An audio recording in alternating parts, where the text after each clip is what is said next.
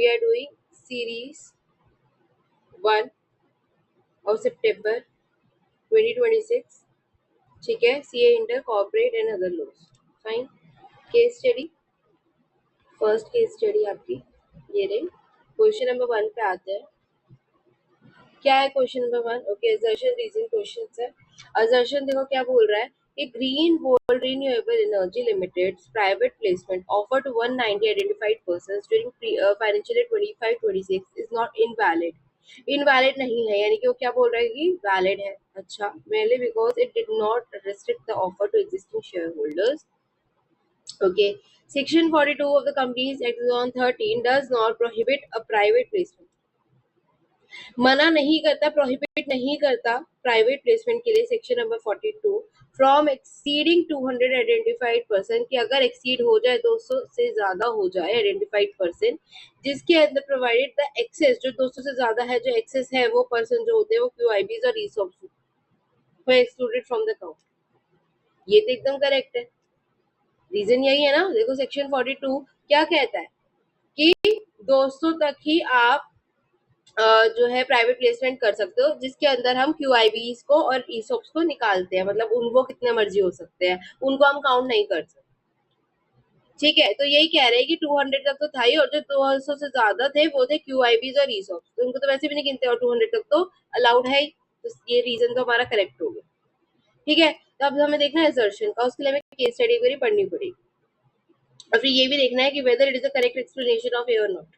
अगर A correct है तो ए जो है वो सही, सॉरी आर जो है फिर वो सही एक्सप्लेनेशन है कि नहीं है ए का. चलो, Green Volt Renewable Energy Limited, a fast-growing company's green energy sector, was incorporated on 18th August 2022. ये तो सारा उसके बारे में से दे रखा है. Company was promoted 5 year आए थे. Innovative business ideas enable the companies. It present यहाँ से देखो, Green Volt Renewable Energy Limited has established 42 regional offices, employees of 1800 technical and managerial personnel, and has successfully executed more than 3,000 renewable energy projects across the country. The registered office of the company is situated at GIFT City, that is Gandhinagar, Gujarat. Authorized share capital कितनी है? 4 crore की, divided into 40 lakh equity shares of 10 each. At the time of incorporation के बाद its paid up जो share capital थी वो थी 2 crore. The company had 75 shareholders. उसके कितने थे shareholders? 75 ही थे. In order to establish a new manufacturing facility for solar panels and EV charging equipment, the board of directors had decided during the financial year 25-26 issue करने के लिए 10 lakh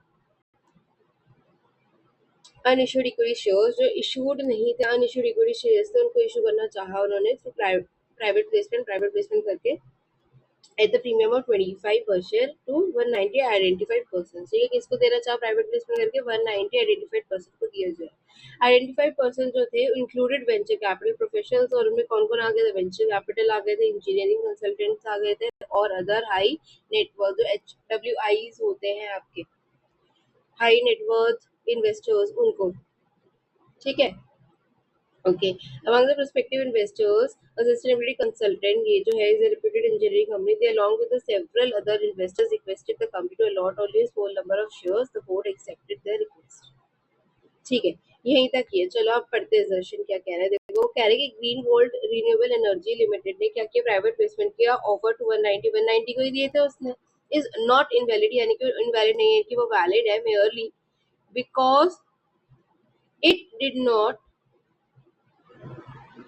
is not invalid merely because it did not restrict the offer to existing shareholders. हाँ, obviously private placement कभी भी restrict नहीं करते existing shareholders को. क्या बोलते हैं, allot करने से करता है? नहीं करता. Any assertion be true. And now we have to see that assertion and reason are complementing each other. मतलब कि जो reason है वो assertion का ही reason है कि नहीं. तो देखो, आप खुद ही बोल के देखो, green volt renewable energy limited private placement offer, यहाँ पे किसकी बात हो रही है? शेयर होल्डर की बात हो रही है ना. देखो, is not invalid merely because it did not restrict the offer to existing shareholder, because section 42 of the Companies Act does not prohibit a private placement from exceeding 285. यहाँ पे पर्सन की किसकी बात हो रही है? यहाँ पे मेनली क्यूआईबी और ईसॉप की बात हो रही है कि 200 से ज्यादा तो क्यूआईबीज, और उनको अगर है तो फिर वो अलॉट कर देते हैं, मतलब ज्यादा नहीं होते एक्सेस में. अगर कौन है? क्यूआईबीज और ईसॉप से, तो प्रोहिबिट नहीं करते. और यहाँ पे बात हो रही है कि भाई शेयर होल्डर्स को दे रखा है. यहाँ पे बात हो रही है शेयर होल्डर्स की, एग्जिस्टिंग शेयर होल्डर्स की, और यहाँ पे बात हो रही है कि भाई अगर एक्सीड कर जाता है, लेकिन एक्सीड जो किए गए एक्सेस में वो QIBs और वो है, तो उस समय कोई दिक्कत नहीं। तो क्या ये मेल खा रहे एक दूसरे को? नहीं खा रहे, बस यानी कि ये दोनों ट्रू तो है, but R is not the correct explanation of A. तो आपका बी आंसर आ जाएगा। ठीक है, नाउ सेकंड देखो, private placement under section 42 is made to identified person and is not restricted only to the existing shareholders। और ये था आर वाला। तो R is true statement, लेकिन it does not explain why a private placement doesn't have a being restricted to existing members। लेकिन उस existing members की तो बात ही नहीं करी कुछ। ठीक है, सेक्शन 42 किसके लिए डेफिनेशन है जो A को एक्सप्लेन कर। ठीक है,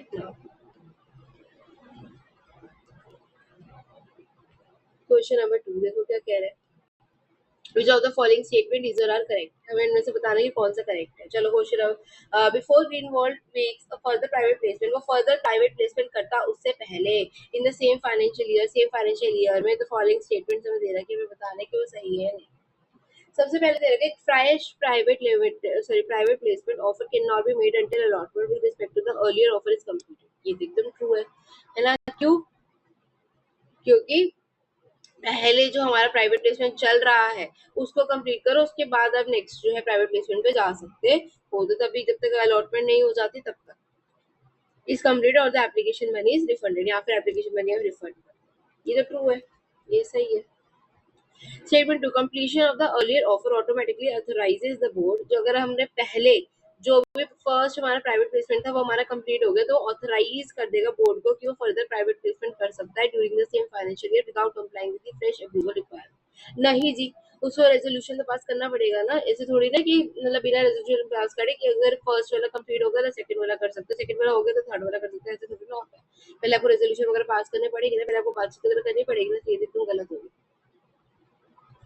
उसके बाद थर्ड स्टेटमेंट देखो क्या कहती है कि money receive toward subscription under a private placement, पैसे मिले toward subscription under private placement की सब्सक्रिप्शन हुई है, offer must be kept in a separate bank.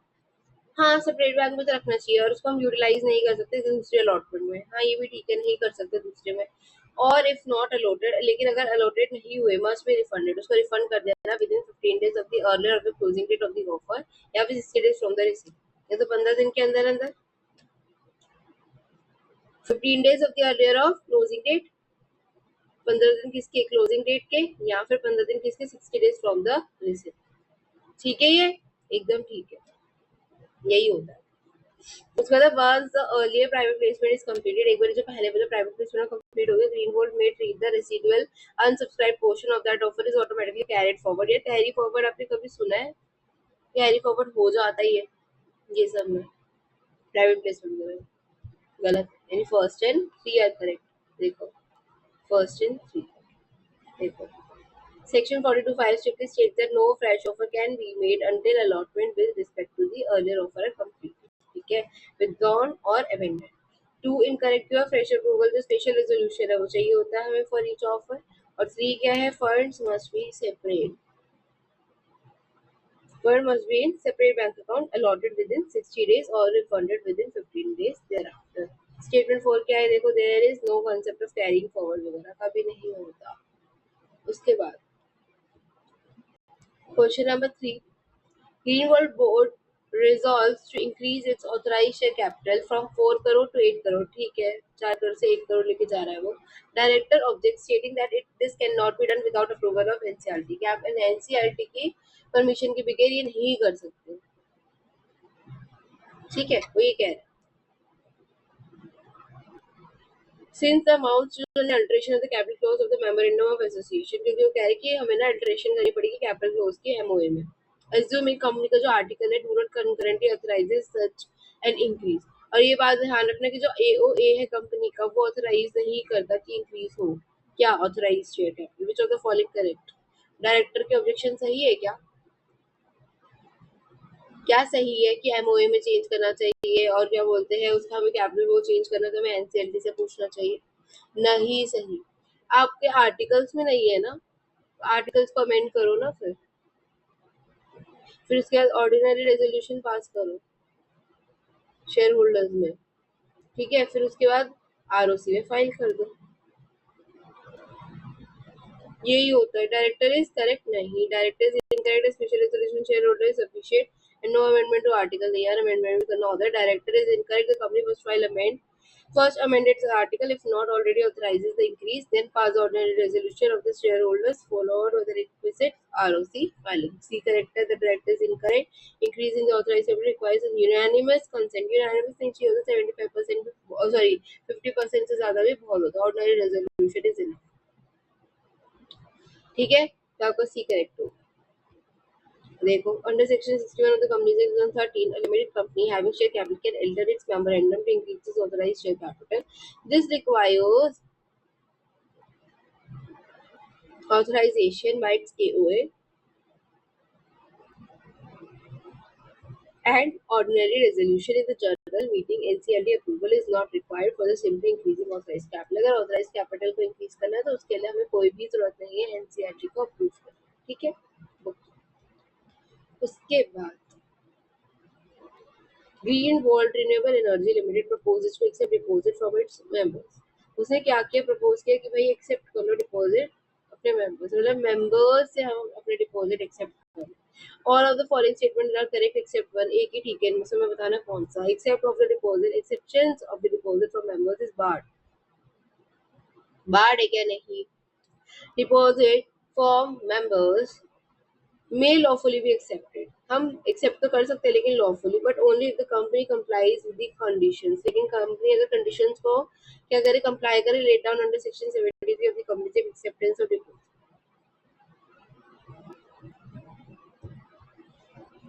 सही बोल रहा है एकदम. हमें जो एक्सेप्टेंस ऑफ डिपॉजिट रूल है उसको अगर हम फॉलो करेंगे तो कंपनी जो है एक्सेप्ट कर सकती है deposit from its members. No company can accept deposit, ऐसा थोड़ी ना होता है. Amount receive from the members और deposit are in substance indistinguishable from the share capital and therefore attract no separate compliance obligation. पागल हो गया. जो डिपॉजिट मिल रहा है वो शेयर कैपिटल के इक्वल होगा. डिस्टिंग्विश नहीं कर सकते हो उसको, कैसी बात है. देखो, Section 73(2) permits an eligible company to accept deposits from its members subject to passing a resolution at general meeting. क्या करना पड़ेगा, एक रेजोल्यूशन पास करना पड़ेगा जनरल मीटिंग में, और subject to conditions such as issuing a circular, deposit करो sum in a deposit repayment reserve account, providing deposit insurance etc. मतलब जो भी उसने compliance बोली है वो आप comply कर दो. ठीक है, तो आप फिर accept कर सकते हो डिपॉजिट. इसके बाद आपकी नेक्स्ट केस स्टडी आ गई LLP पे. ठीक है, चलो क्वेश्चन नंबर 1 केस स्टडी 2 का. In the above case scenario, assume that the CG is issued a direction under section 17 dated 20th March. ठीक है, डायरेक्शन कब दिया उसने, सीजी ने डायरेक्शन कब दिया, 17 सेक्शन 17 के अंदर 20 मार्च को, requiring loans fair AILP to change its seat. उसने बोला अपना नाम चेंज करो, डायरेक्शन दे दी. आपका डायरेक्शन वो डिस्पैच, और डायरेक्शन कब डिस्पैच हुई, 24 मार्च, और रिसीव कब हुई LLP को, 2 अप्रैल को, ड्यू टू पोस्टल डिले.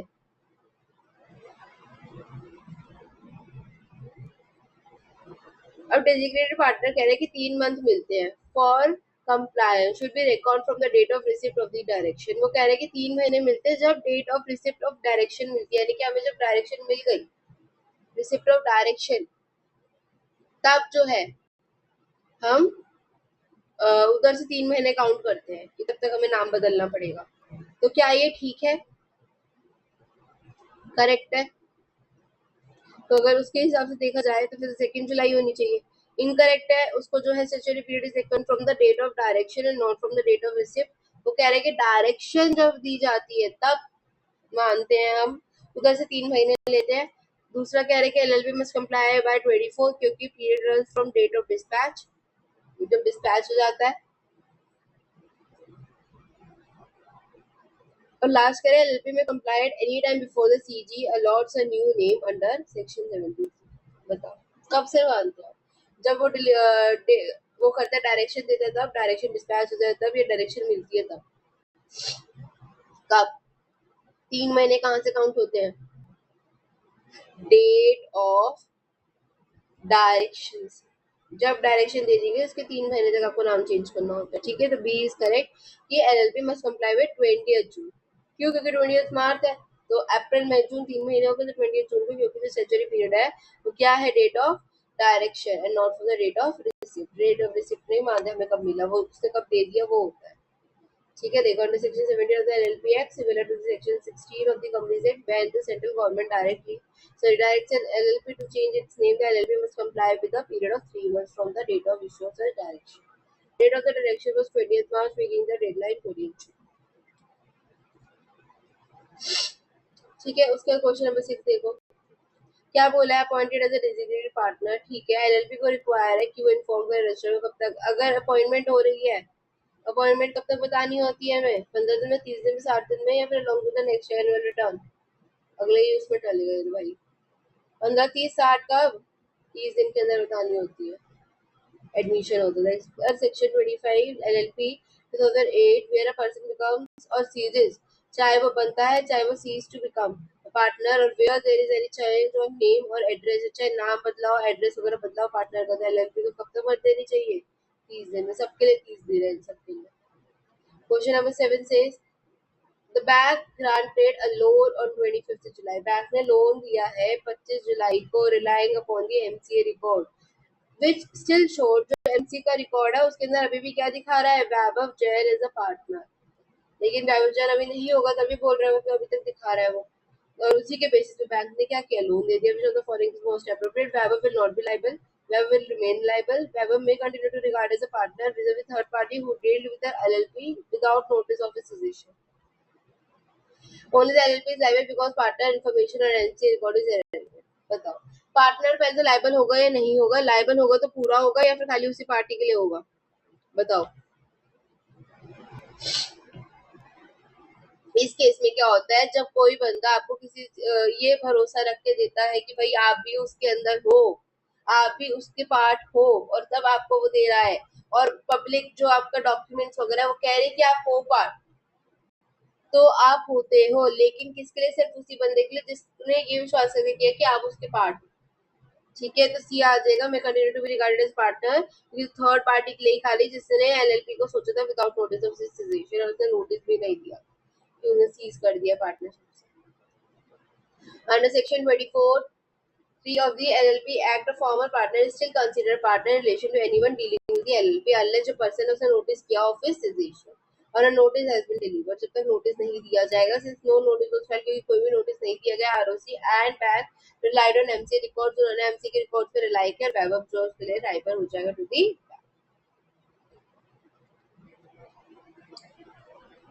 उसके बाद नेक्स्ट है assume learns where AILLB failed to comply with the government's direction to change its name। वो भूल गया, उसने नाम नहीं चेंज किया अपना, ये जो भी नहीं कर पाया, तो अब क्या, with in the prescribed period what is the most likely consider, क्या होगा, ऑटोमेशन वाइंडिंग अप हो जाएगी, गवर्नमेंट में अलॉट न्यू नेम, उसको न्यू नेम मिल जाएगा, डिसॉल्व ऑटोमेटिकली, या फिर रजिस्ट्रेशन बिकम वॉइड। क्या हो जाता है, गवर्नमेंट अपना न्यू नाम दे देता है उसको, कुछ नंबर वाला अजीब सा। Following amendments to the law regarding rectification of the name, both in the company 16 में और एलएलपी में भी क्या ही होता है, एंटिटी डिफॉल्ट करती है comply with the CG's direction, 3 month के अंदर वो नहीं नाम चेंज करते, तो CG itself shall allot a new name, offer a combination of letters and numbers like ORD LLP 1 2 3 4 ऐसे करके अजीब सा नाम देते हैं, direct ROC to issue a fresh certificate of incorporation. Okay, now question number 9, ये केस स्टडी थर्ड आ गई आपकी, क्या है देखो, considering the provision of the FEMA का है देखो, and application current account transaction regulations, which of the following statement is correct regarding AIL's payment to foreign entity, देखना पड़ेगा उसमें तो क्या क्या उसने foreign entity को दिया है।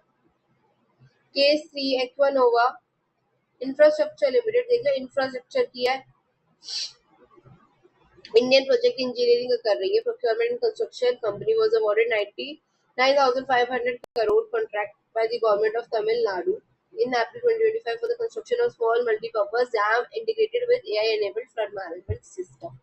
Okay, उसने प्रोजेक्ट के लिए देखो ये दो किए, हाइड्रो कंसल्ट बीवी Netherlands for preparing a techno-economic feasibility report, environment impact assessment and digital twin modeling of the dam project,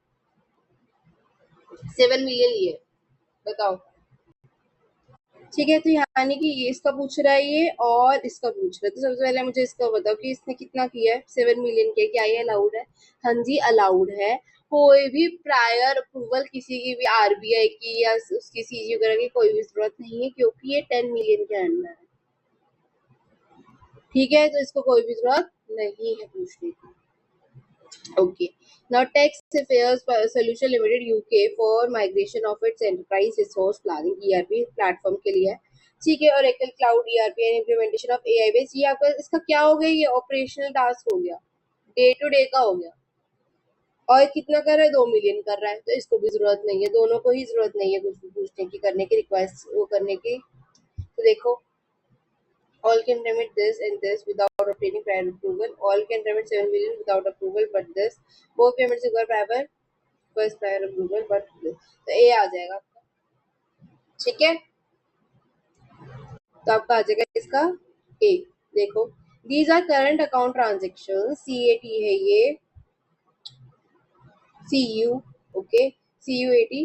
Previously, remittance exceeding certain limits for consultancy required RBI under Schedule 3. However, अब तो restrictions of 10 million की हो गई है और Schedule 1 में therefore they can be drawn without prior RBI approval. RBI के approval में नहीं लगी। Now, for the purpose of FEMA, what would be the residential status of Shalini Gupta? Shalini का क्या रेसिडेंशियल स्टेटस रहेगा, देखना पड़ेगा, तो पढ़ना पड़ेगा शालिनी के लिए। Okay, simultaneously, the company's chief sustainability officer daughter, Ms. Shalini Gupta, enrolled a 3-year integrated global management program jointly conducted by IIM Ahmedabad and University of Auckland, New Zealand. Cost structure ये था, first year ऐसे रहेगा, final year का बता रखा है, tuition fees इतनी इतनी directly. Shalini left India on 20th August, okay 20th अगस्त को चली गई थी। During the final semester she secured employment with multinational company in Auckland accept the offer. अगर उसे एम्प्लॉयमेंट भी एक्सेप्ट कर ली, पढ़ने गई थी, तो क्या है वो नॉन रेसिडेंट हो गई। कब से, 20 अगस्त से, जब से हो गई थी। Resident in India, resident in India during financial year 25-26 and 26-27 because this day India exceeded 82 days. Non-resident from the date she left for India for studies abroad and continue to remain non-resident after accepting the employment abroad. Yes. ठीक है, यही होगा। देखो, under section 25 FEMA, a person जो जाता है India के छोड़ के एम्प्लॉयमेंट के लिए और बिजनेस के लिए, अदर पर्पस के लिए, इंडिकेट करता है इंटेंशन कि वो वहीं पे ही रहेगा एक अनसर्टेन पीरियड के लिए, immediately becoming a person resident outside India, PROI बन जाता है। आरबीआई स्पेसिफिकली क्लैरिफाइड कि जो स्टूडेंट बाहर जा रहे हैं उनको हम पीआरओआई मानेंगे, क्योंकि स्पेशली हम ये मानते हैं कि वो उधर ही पढ़ेंगे और उधर ही जॉब करने लगेंगे। फिर subsequent employment validates the continued uncertain stay. which of the following statement is most appropriate under FEMA? FEMA के अंदर कौन सा वाला है, इसमें से करेक्ट बताना में क्या। और AI requires RBI approval for both remittance and Shalini is a resident. Okay, ये जो दोनों रेमिटेंस की बात हो रही है, ऊपर जो हमने 9th वाला किया है वो, और ये जो शालिनी वाला है 10th वाला है, तो इनका कंबाइन ही करके एक साथ दे दिया। तो इसमें हमें आरबीआई की अप्रूवल चाहिए थी, नहीं चाहिए थी। Can make both remittance throughout the authorised dealer bank and Shalini is treated as person resident outside India from the date she left. हाँ ठीक है, AI can make, sorry, AIL can make only consultancy payment, both remittance require RBI approval। कौन सा आ जाएगा, ना ही उसको RBI की जरूरत है, और शालिनी जो है वो क्या है, पर्सन रेसिडेंट आउटसाइड इंडिया, तो बी आ जाएगा आपका। This question ex summary of the previous two concept. देखो,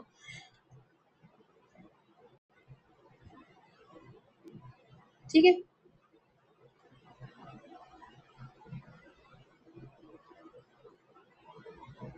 Now question number 13, Bright Future Welfare Association, unincorporated association है इंडिविजुअल का, entered into, एक सेकेंड, हमने 12 किया है, नहीं ये वाला भी तो रहता है 12। Q limited, a company incorporated outside India, okay, entered into contract with L limited. Q limited जो है वो बाहर रहती है इंडिया से, और एल जो है उसके साथ कॉन्ट्रैक्ट किया उसने incorporated India for supply of machinery. ठीक है, क्यू बाहर रहती है, एल यहाँ पे रहती है, क्यू ने एल के साथ वो किया है, कॉन्ट्रैक्ट बनाया है। However Q limited fail to comply with certain provisions of this. ये क्या है, फॉरेन कंपनी के प्रोविजंस होते हैं, ये उसने कंप्लाई नहीं किए, related to the foreign companies. In this context आपको क्या बता रहे हैं, statement is correct, the contract between Q and L becomes void. नहीं, कोई भी अगर ये नहीं होता कि अगर आप प्रोविजन वगैरह फॉलो नहीं करते, तो उसकी वजह से कोई भी वो कॉन्ट्रैक्ट वॉइड हो जाएगा। उसमें एल की क्या गलती है, contract remains valid but Q limit can not initiate legal proceedings and complies with the provision. हाँ ये ठीक है, वो कोई भी लीगल प्रोसीडिंग नहीं ले सकती, वो स्यू नहीं कर सकती एल को अगर कोई भी दिक्कत हो गई आगे, क्योंकि उसने वो पूरा नहीं किया अपने प्रोसीडिंग्स को, प्रोविजंस को। Q limit can immediately sue नहीं कर सकती, L limit is not required to fulfil its contractual obligation, ऐसा भी नहीं। तो Q limited is not allowed to sue L, जिसके साथ भी कॉन्ट्रैक्ट करेगी जब तक वो खुद उस प्रोविजन से कंप्लाई नहीं कर जाती। देखो Section 390 of the Companies Act 2013, a failure by foreign company to comply with the provisions of this does not affect the validity of any contract dealing on transactions.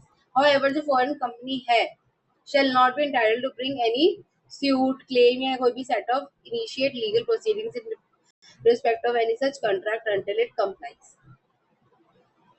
ठीक है. Now Bright Future Welfare Association unincorporated association, वो incorporate नहीं हुई है, ठीक है. Individuals की entered into statutory arrangement, a member contended that it is not a person under a general clause, कि वो person है. यानी पर्सन के अंदर ही सिंपल पूछे कि जो पर्सन है उसके अंदर क्या unincorporated association of individual include होता है, नहीं होता जनरल क्लॉज 1897 के अकॉर्डिंग, बताओ. पर्सन के अंदर कोई सी भी कंपनी आती है, कोई सी भी एसोसिएशन आती है या कोई सी भी बॉडी ऑफ इंडिविजुअल आती है, हमें उससे फर्क नहीं पड़ता कि वो इनकॉर्पोरेटेड है या नहीं. समझ में आई?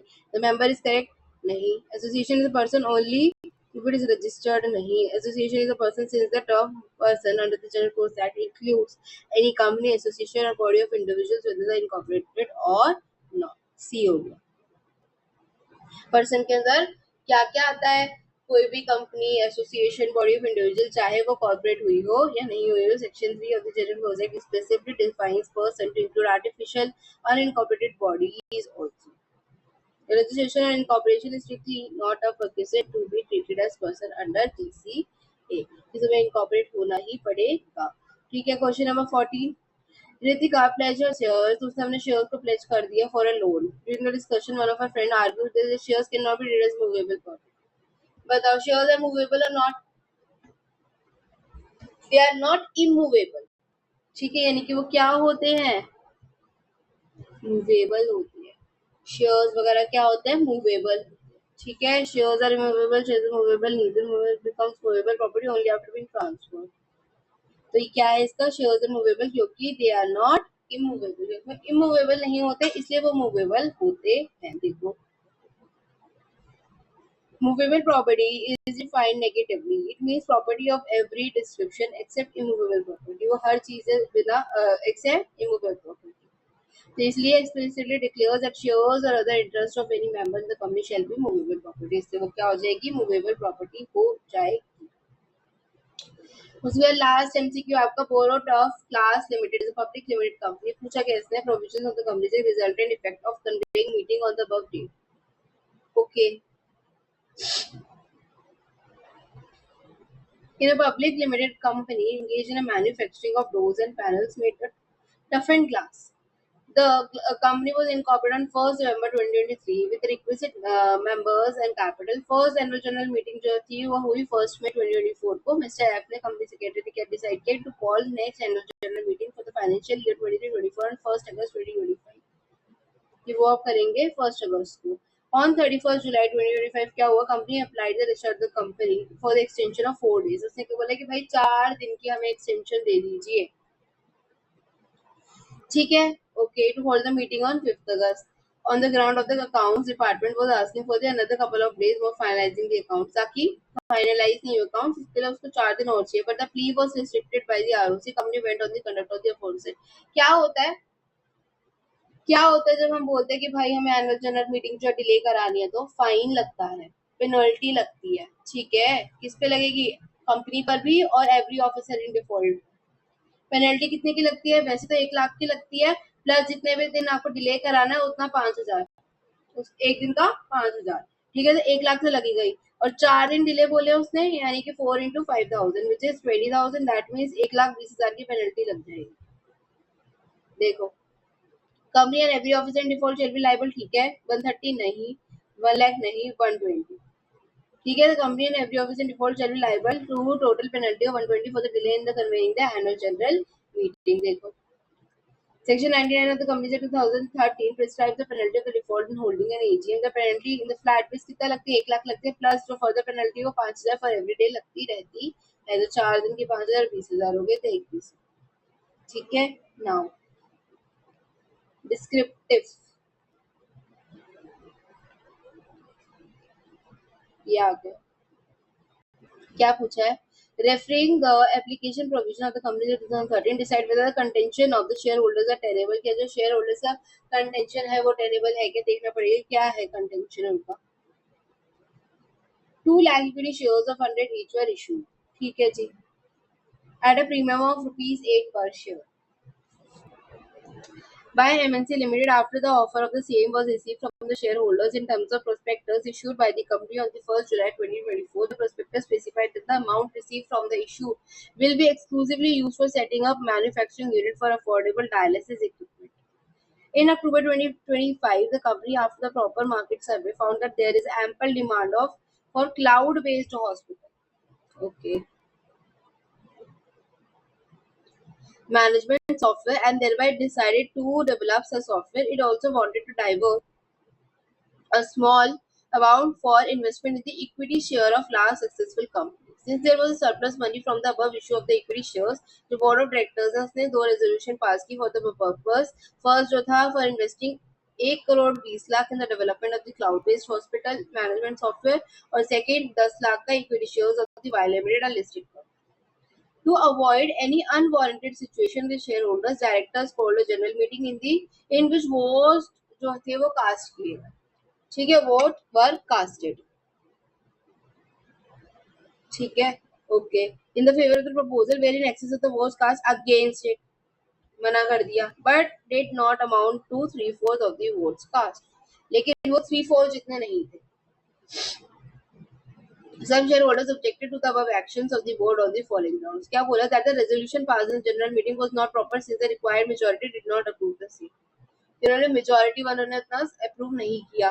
The prescribed details of the notice given to the shareholders should also have been published in the newspaper. वो कह रहे कि जो आपका था डिटेल्स नोटिस की वो न्यूज़पेपर में भी पब्लिश होनी चाहिए, वन इन इंग्लिश और एक वर्नाकुलर लैंग्वेज में, circulating in the city where the registered office of the company situated, clearly indicating the justification for such variations in the use of funds, and that the resolution passed for investing 10 lakh in the equity shares of Vile Limited is illegal। कि जो resolution pass कर रहा है invest करने के लिए 10 lakh equity shares में, illegal है। क्या प्रोविजंस याद आ रहे हैं आपको? क्या पूछा है, क्या करना है, क्या प्रोविजन होता है, क्या है, क्या बोला, क्या उसने? इक्विटी शेयर होल्डर्स है, उनको कहाँ पे इन्वेस्ट करना है वो बोल रहे हैं पैसों को। ठीक है, वो इशू किए गए थे, ऑफर दिया था उनको, CM was receive the shareholders in terms of prospectus issued by the company. Prospectus क्या बोलता है? अमाउंट रिसीव जो वो इशू करेगा विल बी एक्सक्लूसिवली किसके लिए होगा? Setting a manufacturing unit affordable. लेकिन अब वो क्या कह रहे हैं कि हमें इसके लिए चाहिए कि भाई हम थोड़े से जो इन्वेस्ट कर देंगे और थोड़े से जो है उसमें लगा देंगे, कोई कम क्या बोलते हैं सॉफ्टवेयर में, मैनेजमेंट सॉफ्टवेयर में। तो उसके लिए उसने रेजोल्यूशन वगैरह पास की। तो कह रहे वो रेजोल्यूशन में ढंग से नहीं है क्योंकि मेजोरिटी नहीं हुई है। वो कह रहे हैं कि आप चेंज नहीं कर सकते हैं, नोटिस देना चाहिए था आपको, और रेजोल्यूशन जो है वो इन्वेस्ट करने के लिए वो तो इलीगल है। तो बताओ क्या प्रोविजन होता है, क्या होगा, कौन सा सेक्शन आगे? Section number 27। क्या? ऑब्जेक्ट वाला कि company shall not at any time very the term of contract, जो प्रोस्पेक्टस में लिखा है, या फिर objects for which the prospectus was issued, but वो कर सकती है खाली कब? एक्सेप्ट इन स्पेशल रेजोल्यूशन। अगर स्पेशल रेजोल्यूशन पास कर दे जनरल मीटिंग में तो वो ऑब्जेक्ट्स वगैरह चेंज कर सकती है। लेकिन आपको जो आप नोटिस दे रहे हो, प्रिस्क्राइब डिटेल्स का जो नोटिस होगा वो आपको शेयर होल्डर्स के साथ साथ न्यूज़पेपर में भी पब्लिश करना पड़ेगा, एक इंग्लिश में एक वर्नाकुलर लैंग्वेज में, सर्कुलेटिंग इन द सिटी जहाँ पे registered office of the company हो। ठीक है, और क्या वो प्रोहिबिट करता है कंपनी को कि वो अमाउंट जो है आप कोई भी ट्रेडिंग वगैरह में नहीं लगा सकते, इक्विटी शेयर्स में नहीं लगा सकते किसी लिस्टेड कंपनी की, ये मना होता है। और जो मना करेगा शेयर होल्डर्स यानी जिनको क्या बोलते हैं डिसेंटिंग शेयर होल्डर्स वो है, उनको क्या करोगे? एग्जिट ऑफर दे दोगे। उनको निकाल दोगे, उनको उनके पैसे वापस कर दोगे, भाई नहीं आपको करना नहीं, आप क्या बोलते हैं मान रहे हो इसके लिए, तो कोई बात नहीं, हम आपको आपके पैसे वापस कर देते हैं। और किस प्राइस पे करोगे, क्या एग्जिट प्राइस होगा जो भी स्पेसिफाई कर रखा होगा सेबी में।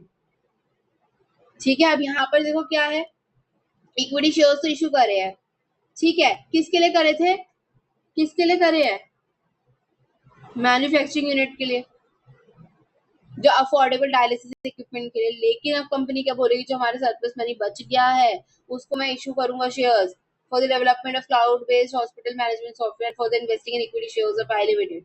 तो क्या वो ठीक है, special resolution requires not less then 3/4 of the vote, सबसे पहले तो यही होता है। अब वोट जो थे वो क्या थे, excess of vote were against did not reach the 3/4 threshold, the resolution was not validly passed as special resolution। इसलिए शेयर होल्डर्स एकदम सही कह रहे हैं, नहीं पास हुआ, 3/4 ही नहीं हुए तो हम कहाँ से मान ले कि पास हो गए स्पेशल रेजोल्यूशन में। तो यही होता है कि भाई 3/4 जो है वो हाँ बोलने चाहिए, किए किसी ने नहीं। और न्यूज़पेपर में क्या लेके गए आप, नहीं, तो ये भी कंटेंशन उनका ठीक है शेयर होल्डर्स का, भाई तुमने तो न्यूज़पेपर में डाला ही नहीं। और कंपनी क्या कह रही है कि हम तो लिस्टेड कंपनी में डालेंगे, इन्वेस्ट करेंगे, क्या ये ठीक है, ये भी कंटेंशन ठीक है शेयर होल्डर्स का, लेकिन है क्या इनवैलिड है ना, ये इनवैलिड है, इलीगल है, वो सही कह रहे थे, हाँ ये भी सही कह रहे थे, यानी तीनों contention of the shareholders are tenable, एकदम सही कह रहे थे, ना ही नोटिस किया, ना ही स्पेशल रेजोल्यूशन ढंग से किया, ना ही तुमने क्या बोलते हैं वो मना कर रखा था चीजों को, वही कर रहे हो, तुम बोल रहे हो कि भाई हम शेयर में डालेंगे, हम तो डिस्ट्रिक्ट कंपनी में पैसे इन्वेस्ट करेंगे।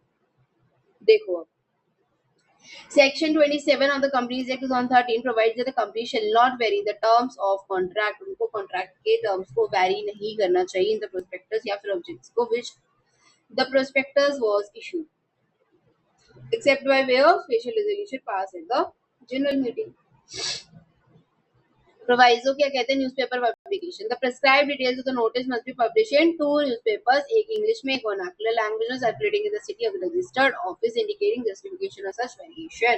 एब्सोल्यूट प्रोहिबिशन क्या है, company is absolutely prohibited from using any amount raised through the prospectus for buying, trading और otherwise dealing with equity shares of any other listed company. हम नहीं कर सकते, प्रोहिबिट होता है इतना, ठीक है। और स्पेशल रेजोल्यूशन वाला भी लिखना है इसमें पॉइंट, आपको स्पेशल रेजोल्यूशन वाला क्या लिखोगे आप स्पेशल रेजोल्यूशन के लिए, क्या लिखोगे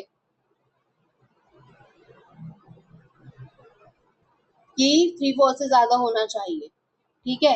अब देखो application based on the given facts, contention 1 is tenable, 2 be tenable, 3 be tenable. A special resolution requires a vote in the favor to be at least 3 times the votes against 75% majority, लेकिन यहाँ पर क्या हो रहा है, 3/4 हो ही नहीं रही है, the resolution is improper.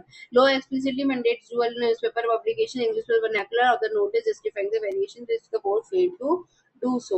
और contention 3 as per the second proviso क्या है, investing prospectus fund and shares of the another listed company by limited क्या है, illegal है, जो कि वो बोल रहे हैं कि भाई ठीक है मतलब कर देंगे हम, वो बोल रहे हैं करने के लिए,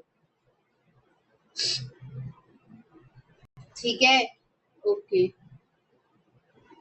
special resolution newspaper and no shares. Now question number 1B क्या बोला है, Sohan Lal was appointed as a statutory auditor of RST limited, ठीक है, ऑडिटर के रूप में वो उनको हमने अपॉइंट किया है, एक नॉन गवर्नमेंटल कंपनी है, at the annual general meeting जो कि 30 सितंबर को हुई थी। ही रिजाइंड आफ्टर 2 मंथ, 2 महीने के उसने इस्तीफा दे दिया, as he wanted to discontinue practice, surrendered his COP, हमने सर्टिफिकेशन ऑफ प्रैक्टिस भी बंद कर दिया, and join a multinational company, वो सैलरीड एम्प्लॉय बन गया। Considering the above facts, advise how the new editor will be appointed by RST Limited and the conditions to be complied with this regard. अब now उसको क्या करना है, order हट गया, जो भी उसके रीजन थे, उसको दूसरी जगह नौकरी करनी थी, अब दूसरे ऑर्डर को लाना, अपॉइंट करना, क्या होगा ये, क्या बोलते हैं इसको, इसको यही बोलेंगे कैजुअल वैकेंसी। क्या बोलते हैं, कैजुअल वैकेंसी। कोई सी vacancy office of the auditor में आती है, इस रीजन की वजह से आ रही है कि उसका टर्म खत्म हो गया, तो हम उसको क्या बोल देते हैं कि हमें कैजुअल वैकेंसी हुई है। कैजुअल वैकेंसी कितने दिन में भरती है, 30 दिन के अंदर भरती है। और जहां पर कैजुअल वैकेंसी आती है कि ऑडिटर ने रेजिग्नेशन दे दिया, अपॉइंटमेंट कौन करता है, पहले बोर्ड करता है, by ordinary resolution at general meeting convened within 3 months of the board's recommendation, 3 महीने बाद जो बोर्ड की रिकमेंडेशन को होती है। ऑडिटर जो अपॉइंट होता है वो ऑफिस कब लेगा, नेक्स्ट एनुअल जनरल मीटिंग तक, ठीक है। Auditors appointed hold the office until the conclusion of the next annual general meeting, ठीक है। और जो अपॉइंटमेंट है वो रिकमेंडेशन किसकी भी लेनी चाहिए साथ में, अगर ऑडिट कमेटी है तो उसकी भी लेनी चाहिए, ठीक है। और न्यू ऑडिटर का आपको रिटर्न कंसेंट लेना है, ठीक है। क्यों लेना है कि भाई ये ठीक है ना, आप मतलब होना एक्सेप्टेबल है, टर्म्स एंड कंडीशंस वगैरह, कंसेंट ले लो उनकी रिटर्न। और कंपनी को फिर क्या करना होता है, अपॉइंटमेंट के बारे में बता देना होता है आरओसी को कि भाई हमने लिया, ठीक है। यही होता है, देखो। Considering the perfect advice, the new auditor will be appointed and the conditions should be complied. और हमें compliance कौन सी करनी है वो भी बतानी है। देखो, as per the section 139(8) of the Companies Act 2013, any casual vacancy in the office of an auditor कब तक भर जानी चाहिए, filed by the board of directors within 30 days. Exception for resignation क्या होता है, if the casual vacancy arises as a result for the resignation of an auditor, such appointment must also be approved by the company at general meeting convened within 3 months of the recommendation of the board. Board ने बोला भाई casual vacancy हो रही है और क्यों हो रही है, अपॉइंटमेंट करना पड़ेगा मैं ऑडिटर को, जो पिछला वाला ऑडिटर था उसे डेजिग्नेशन दे दिया, तो वो क्या होती है, 3 महीने के अंदर अंदर हम जनरल मीटिंग करते हैं of the next recommendation, sorry of the recommendation of the board, और जो ऑर्डर है उसको अपॉइंट किया जाता है, वो ऑफिस को होल्ड करते हैं conclusion of the next annual general meeting तक, और फिर वो हम आरओसी वगैरह को बता देते, ठीक है। और उसकी डिस्क्वालिफिकेशन वगैरह ना हो सेक्शन 141 में, इन सबका ध्यान रखते हैं। उसका कंप्लायंस क्या करेंगे, देखो सबसे पहले क्या, resigning auditor Sohan Lal must form का ADT 3 with ROC with in 30 days of the resignation. उसने रेजिग्नेशन दे दिया, उसके 3 दिन के अंदर, 30 दिन के अंदर अंदर उसको क्या करना होता है, ADT 3 फाइल करना पड़ता है। The resigning auditor must file form ADT 3 with the company and the registrar of companies within 30 days of designation. उसके बाद क्या होता है, उसको ADT 3 भर दिया उसने, अब जो न्यू वाला है, जो न्यू ऑर्डर है उसको क्या भरना पड़ेगा, ADT 1, और वो कब तक भरेगा, इसको जाने वाले को 30 दिन, आने वाले को 15 दिन देते हैं। Company must file form ADT 1 with the registrar within 15 days of the meeting at which the new auditor is appointed, ठीक है। देखो, board must appoint new eligible auditor within 30 days, 30 दिन के अंदर कर दिया, और बोर्ड को फिर क्या करना चाहिए, एक्स्ट्राऑर्डिनरी जनरल मीटिंग करनी चाहिए EGM and obtain share holders का अप्रूवल विद इन 3 मंथ्स, 3 महीने में उनकी अप्रूवल मिल जाए। Company must file 81 within the ROC within 15 days of the new appointment. Company को क्या भरना पड़ेगा, ADT 1 की न्यू वो आया है, ठीक है। वो कौन भरता है, रेजिग्नेटेड ऑडिटर भरता है, उसको ADT 3 भरना पड़ता है रिजाइनिंग वाले को, लेकिन यहाँ पे कंपनी भरती है ADT 1। और जो न्यू ऑडिटर का सर्टिफिकेट है वो उसकी एलिजिबिलिटी को कंफर्म करना चाहिए और ये बताना चाहिए उसके अंदर कोई भी डिस्क्वालिफिकेशन नहीं है, ठीक है। अपनी रिटर्न कंसेंट दे दे, अपॉइंटमेंट के लिए कंफर्म कर दे विद इन परमिसिबल लिमिट्स, और पेंडिंग प्रोसीडिंग्स कोई सी भी है अगर तो उसको डिस्क्लोज कर दो आप। प्रोफेशनल मिसकंडक्ट मत करना।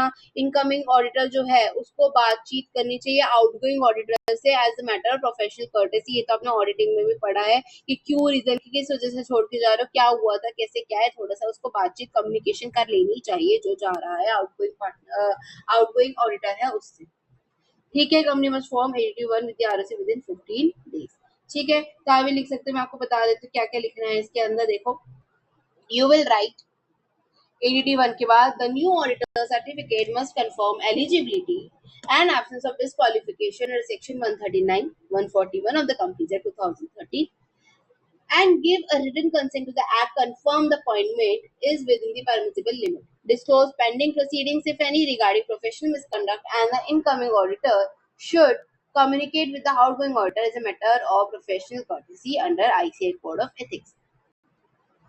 तो उसको ये सब स्टैट्यूटरी ऑब्लिगेशन ध्यान रखनी चाहिए और प्रोसीजर्स फॉलो करने चाहिए to the validly appoint a new statutory auditor in the place of Sohan Lal. Okay,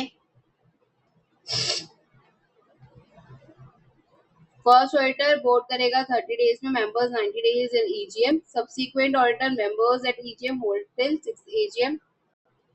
casual vacancy reservation board करेगा 30 दिन में, member ratify 3 months EGM। Now question number 1C, Miss Kavya, an Indian resident, intends to obtain foreign exchange of the following purpose. ठीक है, उसको foreign exchange की advice करना को काव्या को whether she is eligible to obtain the foreign exchange for the above purpose, advise further provisions of the FEMA. Okay, remittance of $50,000 out of winning of the lottery ticket. Lottery ticket क्या होती है? Prohibit होती है. First schedule of the FEMA can not, यानी कि क्या है, can not withdraw for the purpose of this lottery ticket. उसके बाद क्या बोल रहा है, USD 1 lakh for sponsoring an Indian cultural dance group to perform US. ये इसको क्या लेनी पड़ेगी, परमिशन लेनी पड़ेगी. किससे? सीजी से. कौन सी सीजी से? कौन सा डिपार्टमेंट आएगा? Ministry of HRD, human resource development. HRD से उसको लेनी पड़ेगी. क्यों? क्योंकि यहाँ पे रिसोर्स डेवलपमेंट की, क्यों? क्योंकि कल्चरल डांस वगैरह है ना, इसलिए. ठीक है. तो सेक्शन 5 के अकॉर्डिंग क्या होता है फेमा के? फॉरेन एक्सचेंज हो रहा है करंट अकाउंट ट्रांजेक्शन के लिए, कुछ जो है वो प्रोहिबिट होती है. Some current account transactions is prohibited, ठीक है, और some capital account transactions are allowed. तो इसलिए जो फॉरेन एक्सचेंज है can be drawn with prior permission of central government, और कहीं पे RBI की जरूरत पड़ती है. फर्स्ट वाला तो प्रोहिबिट है भाई, उसको तो किसी की जरूरत नहीं है, तुम मना है, कुछ भी कर लो, हम नहीं जाने देंगे remittance out of the lottery winning, such remittance is prohibited. और जो फॉरेन एक्सचेंज है कल्चरल के लिए, वो विड्रॉ किया जा सकता है by any person after obtaining permission from the government of India, that is ministry of HRD, department of education and culture. ठीक है. ओके. तो काव्या को पहले परमिशन लेनी पड़ेगी. देखो प्रोविजन ऑफ लॉ में under section 5 of the FEMA 1999 any provision में सेल और draw foreign exchange to from an authorised person of the current account transactions, और जो सेंट्रल गवर्नमेंट है उसने फ्रेम किया है फेमा करंट अकाउंट ट्रांजैक्शंस को, व्हिच इंपोज सर्टेन रिस्ट्रिक्शंस. इसमें थोड़ी सी क्या आ जाती है, रिस्ट्रिक्शंस आ जाती है. क्या है रिस्ट्रिक्शन? शेड्यूल में प्रोहिबिट करता है transactions listed here are strictly prohibited. Schedule 2 क्या कहता है? 2 कहता है कि ट्रांजैक्शन रिक्वायर्ड सीजी की approval. Transaction listed here requires the prior approval of the CG, ministry of the government के लेनी पड़ती है. Remittance is USD 50,000 out of the delivery. चाहे यहाँ पे 1 USD होता, नहीं करेंगे ना. सॉरी. तो देखो as per schedule one remittance out of lottery winning is completely prohibited, therefore Miss Kavya can not obtain foreign exchange for this purpose. उसके बाद क्या है, schedule 2 foreign exchange for the meeting expenses of the cultural tour requires prior permission from the government of India, ministry of HRD, department of education culture. Therefore Miss Kavya can obtain foreign exchange only after obtaining such prior permission. उसको पहले prior permission लेनी पड़ेगी. ठीक है. Lottery loss prohibition cultural HRD से लोगे. Now question number 2A क्या है? In the view of the provision the company decide with the proposed loan of to mister Sohan को कोई लोन मिल रहा होगा सुवर्णा को, can be disbursed. Keep in the view that SSPL is a private limited. ठीक है, वो प्राइवेट लिमिटेड है. उसके बाद है would your answer be different अगर जो SBL है उसकी 25% ऑफ द शेयर्स जो है SSPL में होंगे. देखो सबसे पहले silk segment private limited SSPL is a wholly owned subsidiary of SBL. Limited है. अगर ये लिमिटेड है और ये प्राइवेट लिमिटेड है तो ये भी क्या हो जाएगी आपकी, क्या हो जाएगी, पब्लिक हो जाएगी.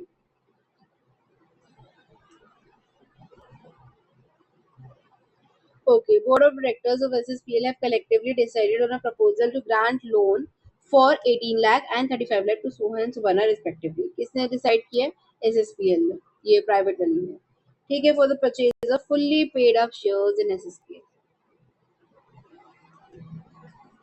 Mister Sohan is a deputy marketing manager of SSPL. Sohan कौन है? डिप्यूटी वर्किंग मैनेजर है. मंथली सैलरी कितनी है? 1.5 लाख. और जो सुबर्णा है वो क्वालिफाइड CA है, is a CFO of this SSPL with monthly salary of 3,50,000.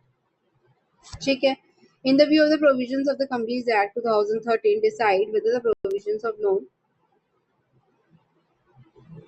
proposed loan जो है वो हम दे सकते हैं नहीं दे सकते. जल्दी थोड़ा सा सोचो और बताओ मुझे. CFO है वो. और मैं क्या बोल रही हूँ, क्या हो जाएगी आपकी SSPL deemed public company.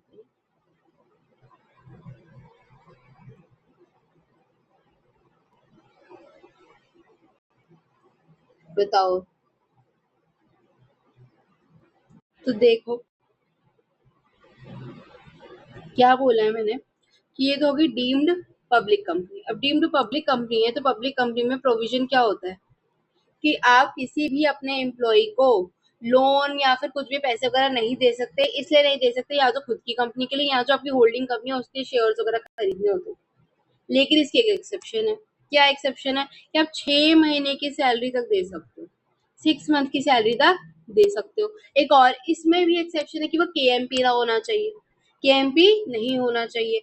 Okay, अब यहाँ पर क्या है, सोहन जो है डिप्यूटी मार्केटिंग मैनेजर है, तो ये तो ठीक है, केएमपी नहीं है, तो 1.5 लाख है, 1.5 लाख इंटू 6 करो, कितना आएगा?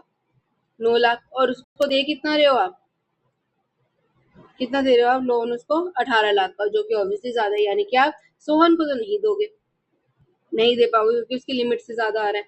और जो आपका ये है सुपर्णा है जो कि CFO है, तो ये की मैनेजर पर्सन नहीं हुई, तो इसको तो वैसे भी नहीं मिलेगी, यानी दोनों में से किसी को भी नहीं मिल सकती। ठीक है, उसके बाद would the answer be differ if SBL held only 25% of the share. अगर 25 लेता तो 25 लेती है तो वो उसकी एसोसिएट हुई, ना कि सब्सिडरी। सब्सिडरी नहीं हुई यानी वो पब्लिक नहीं हुई, पब्लिक नहीं यानी कि ये क्या रह गई, सिर्फ प्राइवेट ही रह गई। और प्राइवेट ही रह गई अगर, तब क्या हमारा आंसर बदलेगा कि उन दोनों को नहीं मिलेंगे, इन दोनों को लोन नहीं मिल सकता, इस रीजन की वजह से कि इनको अगर खरीदना है अपना उस कंपनी का जिसमें वो काम करते हैं, और जो कंपनी जिसमें काम कर रहे हैं उसकी होल्डिंग के लिए नहीं मिलेगा। ठीक है, SSPL would not fall within the exempted class of the private company, और answer therefore will remain same even if SBL held only 25% of the SSPL। देखो answer, under section 271 of the companies act 2013, a private company क्या होती है, which is a subsidiary of public company, is deemed to be a public company। Section 67(2) prohibits a public company from giving financial assistance. ठीक है, क्या होता है, prohibit करता है पब्लिक कंपनी को कि भाई आप फाइनेंशियल असिस्टेंस नहीं दे सकते डायरेक्टली या इनडायरेक्टली, किसके लिए, परचेज करने के लिए अपने खुद के शेयर्स या होल्डिंग कंपनी के शेयर्स। एक्सेप्शन क्या होता है, company can lend money to its employees other than directors और key manager person to enable them to buy fully paid up shares of the company. अब जो लोन अमाउंट है वो 6 महीने की सैलरी से ज्यादा नहीं होना चाहिए उसकी एम्प्लॉय के। SSPL is a wholly owned subsidiary of SBL listed public company, तो इससे वो क्या हो गई, डीम्ड पब्लिक कंपनी हो गई। सोहन जो deputy marketing manager, he is an employee not a KMP। तो मैक्सिमम परमिसिबल लोन के 6 महीने इनटू दिस 9 लाख, अगर इनसे प्रपोज लोन 18 लाख का, इसलिए कैन नॉट बी डिसबर्स। और सुवर्णा के लिए as per section 251 CFO is a की manager person. The exemption under section 67(3) does not apply to KMP, hence the loan cannot be disbursed। उसको नहीं मिल सकता। और इसके लिए if SBL जो 25% SSPL का लेता है is no longer a subsidiary, it becomes purely private company। अब जनरल जो सेक्शन 67 है वो अप्लाई नहीं करता प्राइवेट कंपनीज को, provide no other body corporate has invested in the company. उसको कम से कम 25% तो है कि नहीं, उसके अंदर किसी भी नो अदर बॉडी कॉर्पोरेट का इन्वेस्टमेंट होना चाहिए, मनी का कोई भी इन्वेस्टमेंट नहीं होना चाहिए, बट उसका है इनिशियल कैपिटल। सिंस एसबीएल का जो है वो 25% अभी भी ले रही है, चाहे 1% ही ले रही है, SBL does not qualify the private company exemption notification. Therefore जो 67 है वो उस पे भी सेम है कि दोनों में से किसी को भी नहीं मिलेगा लो। ठीक है, फॉर द पर्पज ऑफ खरीदिंग इट्स शेयर्स और फिर होल्डिंग या फिर होल्डिंग कंपनी। चलो क्वेश्चन नंबर 2 भी, एक सेकेंड। सो आपको क्वेश्चन नंबर 2B देखो क्या कहता है, mister A along with his brother got registered a company. ठीक है, ए जो है अपने भाई के साथ रजिस्टर्ड हुआ as a company in the state of Telangana by furnishing false information. उसने क्या किया, फर्निश किया गया, गलत इन्फॉर्मेशन दे दी। What action may be taken against the company and its promoters. कौन से एक्शन लिए जाएंगे कंपनी के अगेंस्ट में, प्रमोटर्स के अगेंस्ट में, under the provision of the company act. सबसे पहले उनको सेक्शन का कौन सा है, इनकॉर्पोरेशन हुआ है, गलत स्टेटमेंट दी है, क्या क्या उसके अगेंस्ट जो है कंपनी के और प्रमोटर्स के अगेंस्ट हम एक्शन ले सकते हैं। कंपनीज एक्ट एक्शन लेगा सेक्शन 7, जहां पे कंपनी इनकॉर्पोरेट होती है फॉल्स इंफॉर्मेशन देने में या गलत इंफॉर्मेशन देने में। ट्रिब्यूनल क्या करता है, यहाँ तो ये बोलता है कि तुम्हारी लाइबिलिटी जो अनलिमिटेड हो जाएगी, या डायरेक्ट रिमूवल कर देता है name of the company from the register of the company, या फिर ऐसा ऑर्डर दे सकता है जो उनको ठीक लगे, चेंजेस कर सकते हैं जैसे कि मेमोरेंडम में, आर्टिकल्स में। ठीक है, आपको वाइंड अप करा सकते हैं कंपनी के लिए। ठीक है, अब जो कंपनी है उसको रीजनेबल अपॉर्चुनिटी देनी चाहिए कि उसको पता चले, मतलब कि वो बता सके, रीजन बता सके क्यों गलती हुई। क्यों गलत इन्फॉर्मेशन दी? तो एक बारी रीजनेबल अपॉर्चुनिटी देनी चाहिए, क्या, ऑफ बीइंग हर्ड, ठीक है। और कोई भी अगर बीच में जब पता चला उससे पहले और जब उसने मतलब जब उसने किया था ट्रांजेक्शन, कोई भी किसके बीच में ट्रांजेक्शन किया था, जब उसने कंपनी बनाई तब, और जब फ्रॉड पता चला तब। फ्रॉड मतलब कि एक तरीके से पता चला कि इन्फॉर्मेशन गलत दी गई, तो उसके बीच में अगर कोई भी ट्रांजेक्शन हुआ है कोई भी, तो उसकी पूरी लायबिलिटी किस पे होगी, वो भी वही बताएगा, कॉन्ट्रैक्ट है, पेमेंट ऑफ एनी लायबिलिटी वगैरह। और प्रमोटर्स, जो भी पर्सन होगा first director of the company या जो डिक्लेरेशन दे रहा है at the time of registration, वो लायबल किस में होता है, वेरी फेमस सेक्शन 447 447 सेक्शन में वो क्या हो जाएगा, लायबल हो जाएगा। देखो, as per section 7 of the Companies Act 2013, where a company has been got incorporated, जहाँ पे कंपनी जो इनकॉर्पोरेट हुई है, by furnishing an incorrect information, tribunal क्या करेगा, एप्लीकेशन देगा on being satisfied with the situation so warrants, क्या देता है, क्या बोलते हैं सिचुएशन, सिचुएशन ये बोलता है, pass such orders as it may think fit, वो ऐसा ट्रिब्यूनल ऑर्डर पास करेगा जो उसको लगे कि सही है, for regulation of the management of the company including changes, कोई भी चेंजेस है वो भी, if any, in its memorandum and articles in public interest or in the interest of the company and its members or creditors. Direct that the liability of the members shall be eliminated. ये भी बोल सकते हैं कि जो liability है वो limited है members की. Direct removal of the name of the company from the register of the company, नाम ही हटा दें, या फिर pass an order for the winding up of the company, wind up करवा दें, या फिर pass such order as it may deem fit, provide that before making any order, before making any order, कोई भी ऑर्डर देने से पहले, under this subsection, जो कंपनी है उसको shall be given reasonable opportunity of being heard in the matter, and the tribunal shall take into consideration, उसको ये भी कंसीडर करना चाहिए कि कोई भी ट्रांजैक्शन उसने अगर एंटर किया bye the company, including the obligations if any contracted payment of any liability अगर की है, तो उसके बारे में भी कंसीडर करना चाहिए, देखना चाहिए, परखना चाहिए।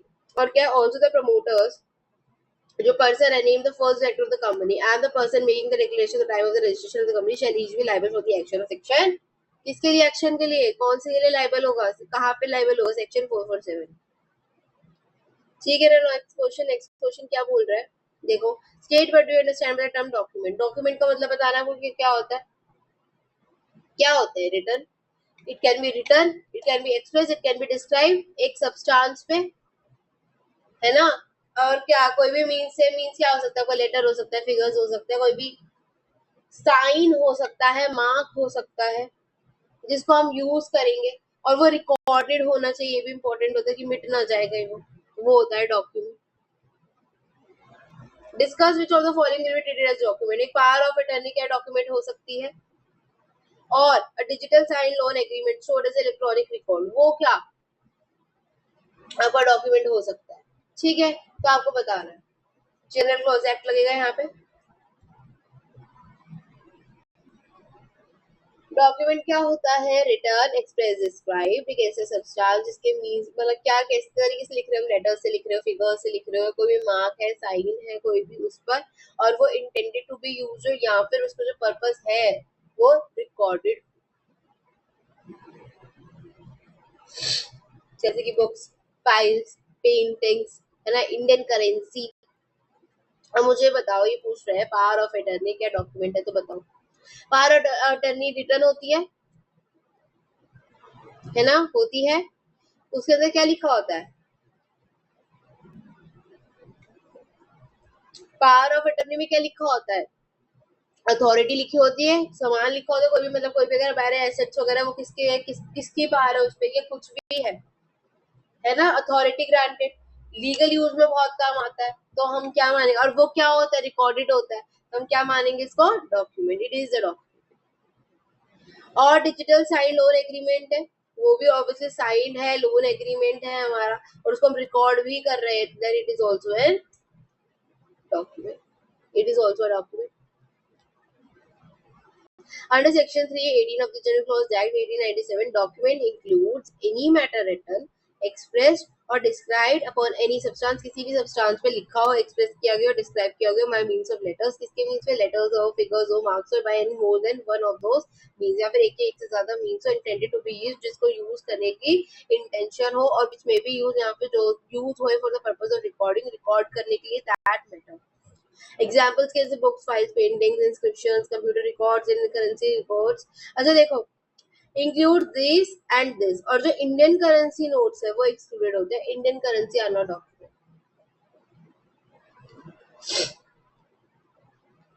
ठीक है, क्लियर हुआ?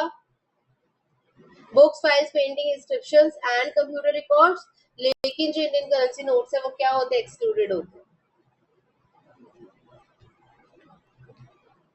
उसके बाद पावर ऑफ अटर्नी या रिटन लीगल इंस्ट्रूमेंट रिटर्न होता है, लीगल इंस्ट्रूमेंट होता है जिससे प्रिंसिपल ऑथराइज करता है एजेंट को कि एक्ट करे वो उस बिहाफ पे। It records information describing the authority granted, जो अथॉरिटी दी गई है, and is intended for the legal use, और उसका इंटेंशन क्या होता है कि वो लीगल यूज में काम है, तो इसलिए वो क्या है, डॉक्यूमेंट है।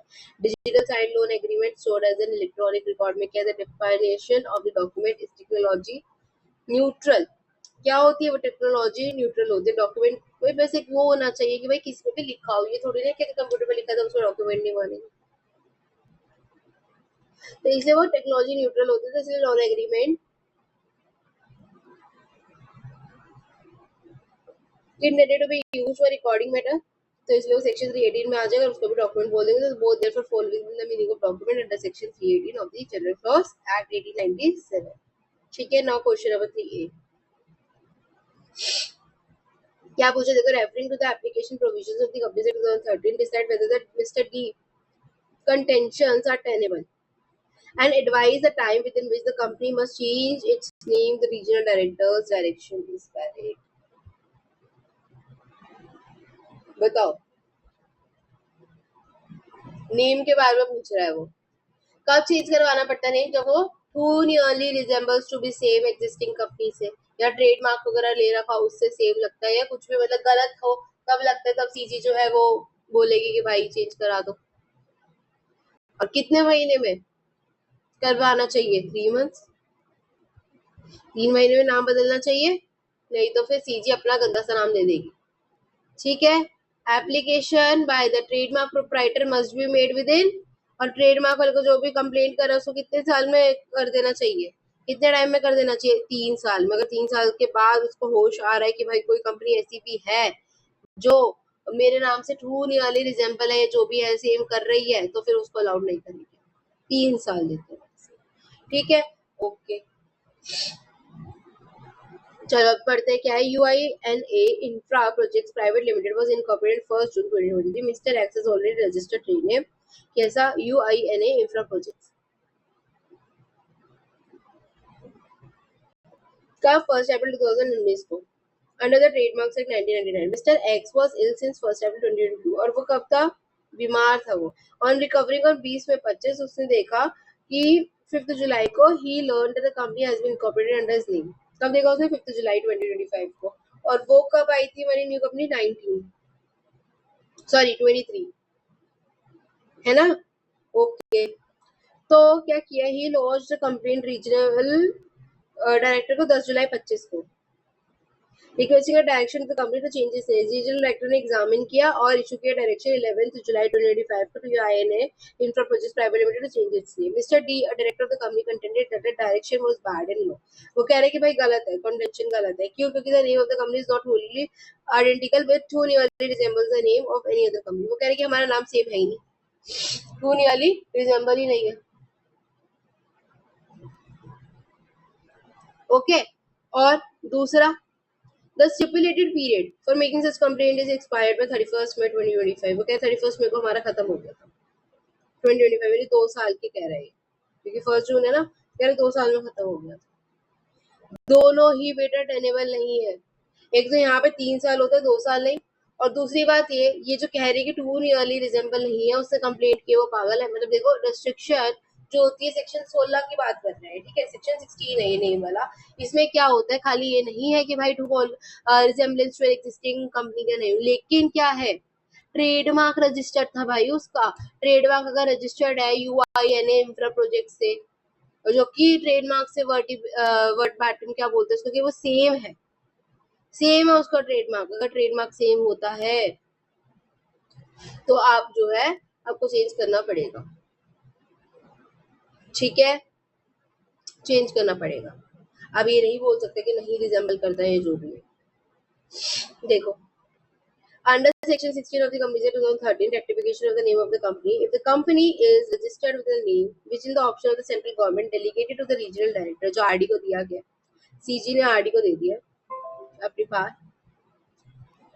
ये डेलीगेट कर दिया, is identical with, ठीक है, या तो आइडेंटिकल है, who nearly resembles the name of the existing company, या फिर an application दिया गया registered proprietor of the trademark is identical with or who really resembles a registered trademark, या फिर ट्रेडमार्क है वैसा कुछ, ठीक है।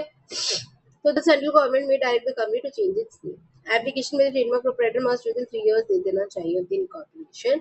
कंटेंशन क्या है, नॉट टेनेबल। देखो section 16 covers not only resemblance of existing company का नाम ही नहीं, खाली ट्रेडमार्क को भी इंक्लूड कर रहे हैं। The company's name is an exact verbatim match to Mr. X registered trademark, not tenable. The limitation period is 3 years from the date of incorporation of the company. The company was incorporated first June, यानी कि उसके पास 31st May 2026 तक का time है, ना कि 25 तक का, which is well within the 3 years limit.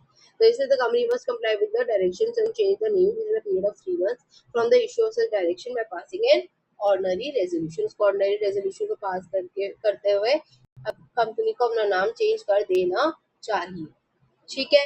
Next question number 3, members of the world one limited holding more than 2% of the total voting power wants the company to meet a special notice. वो कह रहे कि हम इसको special notice दे रहा है, एक resolution pass करना है for appointing an auditor other than the retiring auditor, retiring auditor से अलग। एक्सप्लेन वेदर टू गो सो, अब 2% ये याद रखना, स्पेशल नोटिस कौन दे सकता है,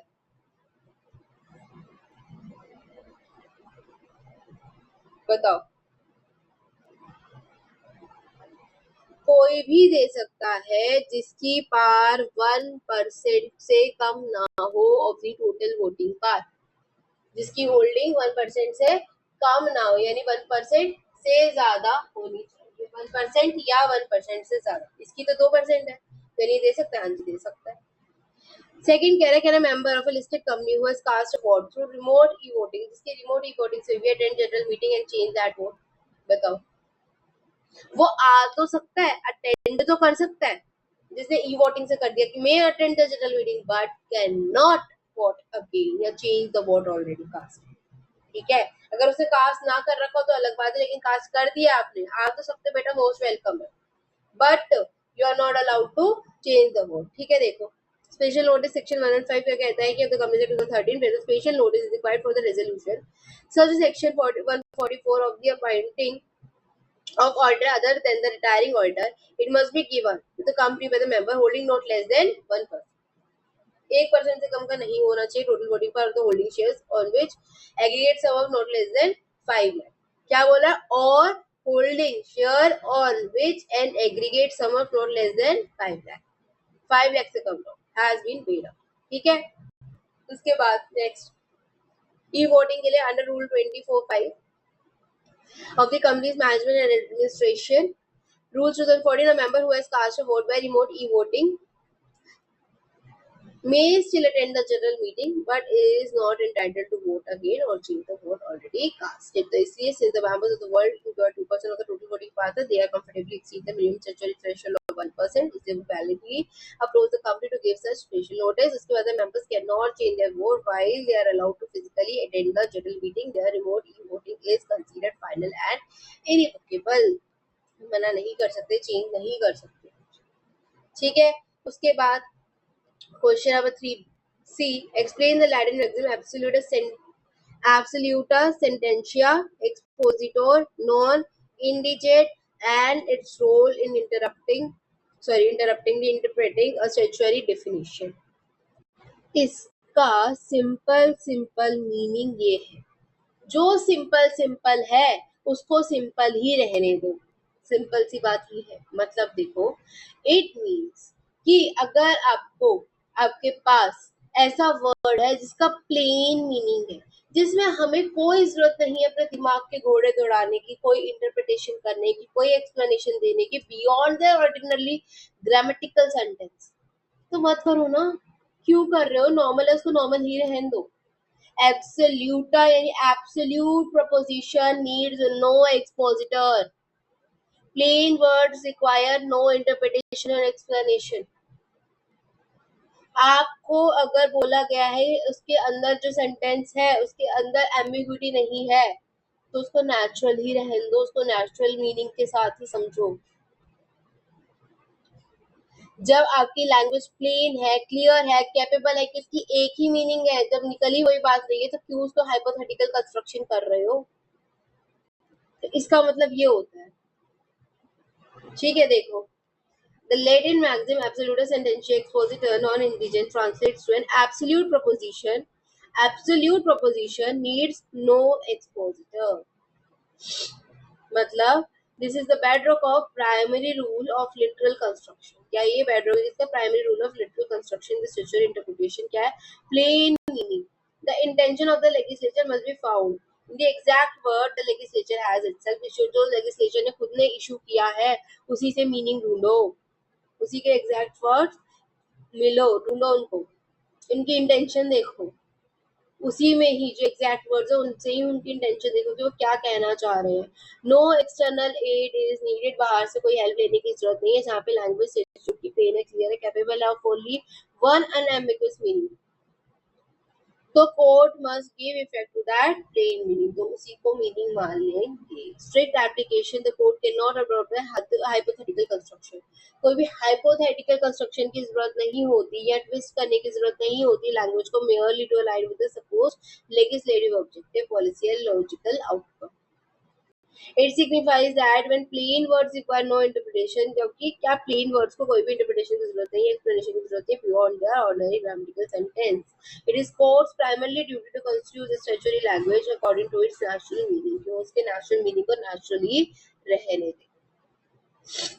ठीक है, that is your this maxim. Absolute sentence needs no explanation. Very important है, याद कर लो, इसी से आपको जो है समझ भी आ जाएगा, अगर आएगा तो याद करने की जरूरत नहीं पड़ेगी फिर ऐसे। मतलब देखो, absolute sentence no needs no explanation, clear sentence needs no explanation. ठीक है ना। Question number 4A, Mr. Raj acquired a property from XYZ Limited which was mortgaged to ABC Bank. ठीक है, he settled the dues to ABC Bank in the full and the same was registered with the sub-registrar, who has noted that the mortgage has been settled. उसने due settle कर दिए, registrar को भी बता दिया, किसको? सब रजिस्ट्रार को बताया और सब रजिस्ट्रार ने लिख दिया, नोट कर लिया। But neither the company NOR the ABC bank has filed particulars of satisfaction, लेकिन ना ही कंपनी ने और ना ही एबीसी बैंक ने पर्टिकुलर्स ऑफ सैटिस्फैक्शन को चार्ज किया registrar of the company. Can Mr. Raj approach the registrar and seek any relief in this regard? क्या उसको relief मिल सकता है? इसके लिए discuss the matter in the light of provisions of Companies Act 1930. एक बारी वापस से देखते हैं तो मिस्टर राज ने क्या किया, प्रॉपर्टी को एक्वायर किया XYZ लिमिटेड से, और XYZ लिमिटेड ने उसको मोर्गेज कराया था बैंक से। अब he settled the dues to ABC Bank in full. ABC bank को उसने फुल में क्या किया, सेटल कर दिया, किसने? मिस्टर राज ने पैसे दे दिए एबीसी बैंक को। And the same was registered with the sub register, सब रजिस्टर ने उसको रजिस्टर कर दिया, नोट कर दिया कि जो मॉर्गेज है वो सेटल हो चुकी है। लेकिन कंपनी को भी नहीं पता कि उसने पैसे दे दिए, और एबीसी बैंक मतलब कंपनी ने और एबीसी बैंक ने उसको फाइल नहीं कराया, किसको? रजिस्ट्रार ऑफ कंपनीज को, आरओसी को नहीं कराया। तो आप बताओ क्या हो?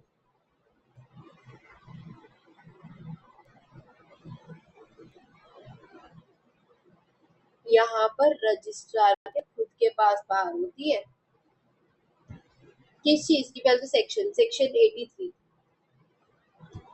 Section 83 of Company Act 2013 empowers the registrar to make entries with respect to the satisfaction and release of charge. Even if no intimation has been received, अगर इंटीमेशन हमें नहीं दिया गया तब भी रजिस्ट्रार खुद अपने आप सेटिस्फेक्शन की वो एंट्री कर सकता है by him from the company. अगर एविडेंस शो हो रहा है कि सेटिस्फेक्शन हो चुका है, जो डेट सिक्योर था वो पे हो चुका है, चाहे होल में चाहे पार्ट में, ठीक है, उसको क्या करना चाहिए, उसको दो चीजों की सेटिस्फेक्शन लेनी चाहिए, ठीक है। सबसे पहला कि डेट जो सेटिस्फाई हो गया होल या पार्ट में, या फिर जो पार्ट ऑफ द प्रॉपर्टी है या होल ऑफ द प्रॉपर्टी है वो रिलीज हो चुके from the charge, cease to form a part of the company's property और अंडरटेकिंग, ठीक है। अब यहाँ पर रजिस्ट्रार को कोई इंटीमेशन नहीं मिला, नहीं मिला ना, नहीं मिला, लेकिन फिर भी रजिस्ट्रार, अच्छा रजिस्ट्रार को कितने दिन में हमें बता देना चाहिए, वैसे तो कितने दिन में बता देना चाहिए रजिस्ट्रार को कि चार्जेस जो है कर लो, हटा लो, कितने दिन में बता देना चाहिए, 30 दिन के अंदर, ठीक है। अब रजिस्ट्रार को अफेक्टेड पार्टीज को कब तक बता देना चाहिए ऑफ मेकिंग द एंट्री, कितने दिन में, एंट्री उसने कर दी in the register of the charges, उसको रजिस्ट्रार को कितने दिन में बता देना चाहिए, रजिस्ट्रार को, अफेक्टेड पार्टी को, उसको भी 30 दिन में बता देना होता है, ठीक है। उसके बाद रजिस्ट्रार एंटर करेगा memorandum of satisfaction of charge in full, ठीक है, इशू करेगा certificate of registration of satisfaction of charge in form, क्या होता है, चार्ज 5 CHG 5 में। तो इसलिए राज जो है वो रजिस्ट्रार के पास जा सकता है, एविडेंस उसको दिखा सकता है कि मैंने सेटिस्फाई कर दिया है चार्ज को, वो ड्यूली सेटल हो चुका है, सेटिस्फाई हो गया है, और सेटिस्फेक्शन के बाद और रिक्वेस्ट ऑफ द रजिस्ट्रार के बाद रजिस्ट्रार जो है वो मेमोरेंडम ऑफ सेटिस्फेक्शन उसको लिख सकता है, रजिस्टर कर सकता है और रिलीज कर सकता है चार्ज को, ठीक है। देखो under section 83 of the company's Act 13, registrar is empowered to make entries with respect to the satisfaction and release of the charge even if no intimation has been received, अगर intimation नहीं मिला तब भी by him from the company, registrar को क्या करना पड़ेगा, if evidence is shown to his satisfaction that debt secured by the charge has been paid or satisfied in whole or in part of the property or undertaking charge has been released from the charge or has been ceased to form the part of the company's property or undertaking. Procedure में क्या आएगा, information to affected party, the registrar shall inform the affected party within 30 days of making the entry any bank or company को in the register of the charges, ठीक है। और ensure certificate क्या CHG 5 के अंदर आपके करोगे, रजिस्ट्रार जो है इशू कर देगा certificate of registration of satisfaction of charge. अब yes mister Raj can approach the registrar since he has documented evidence, सब रजिस्ट्रार इज नोट उसके पास होगा ना, showing that charge has been duly settled and satisfied, he can request the registrar to enter a memorandum of satisfaction noting the release of charge despite of the lack of intimation from the company or the bank. Company और bank ने नहीं बताया लेकिन वो खुद जाके registrar के पास से रजिस्टर में लिखवा सकता है, अब चार्ज उस प्रॉपर्टी में से हट गया, ठीक है। Now question number 4B, NS and Associates LLP formed in 2021 manufactures plastic parts of automobiles with Mr. Naveen and Mr. Suresh as designated partners. In 2022, the tribunal ordered an investigation into a financial fraud for 75,40,000. Mr. J, an account manager employee, was accused as one of the perpetrators. The tribunal levied a penalty of 1,75,000 on Mr. J. On conviction, Mr. J approached the tribunal and provided vital information about the other persons involved. Aiding the investigation, the tribunal is considering relief in the penal actions against him, while the LLP is planning to suspend him, जो कि नहीं करना चाहिए और ये हो सकता है. Consider, can the tribunal waive off or reduce the penalty? Yes. Can the LLP suspend? नहीं. पता है ना कौन सा विसल ब्लोअर वाला सेक्शन 31 में क्या बोलते हैं, LLP एक्ट के 2008 के, कि जो कोर्ट है या ट्रिब्यूनल है वो रिड्यूस कर सकता है, ये वेव ऑफ कर सकता है पेनल्टी को जो किसी भी पार्टनर या एम्प्लॉई के पे अगर उसने क्या किया हो, उसने हेल्प करी हो, इंफॉर्मेशन दी हो इन्वेस्टिगेशन के ड्यूरिंग में, या फिर कुछ भी ऐसा दिया हो जो लीड टू इन्वेस्टिगेशन हो, ठीक है, जिसकी वजह से जो एलएलपी है ये पार्टनर है उसका हमें पता चले, कन्विक्ट हो कि उससे कुछ वैसा गड़बड़ घोटाला हो रहा है, और कोई भी पार्टनर या एम्प्लॉय एलएलपी में discharge, demote, suspend, create and harass नहीं होगा जस्ट बिकॉज वो विसल ब्लोअर था, या उसको डिस्क्रिमिनेशन नहीं होनी चाहिए क्योंकि उसे इंफॉर्मेशन प्रोवाइड करे, ठीक है।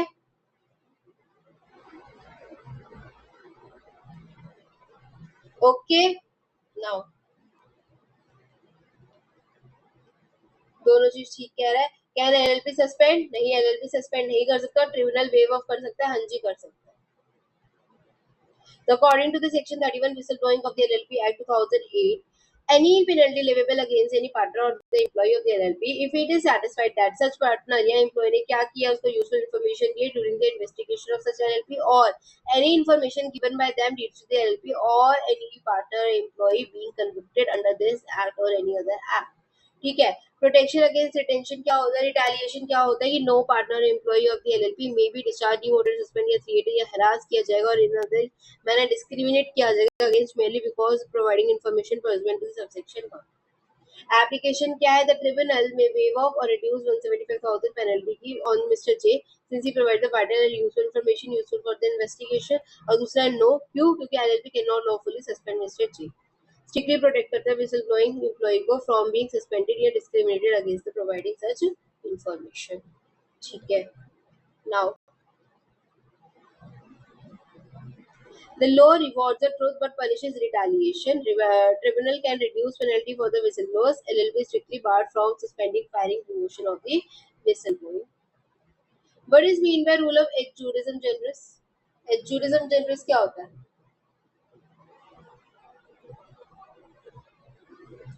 State the situation in which courts do not apply this. Do not apply है.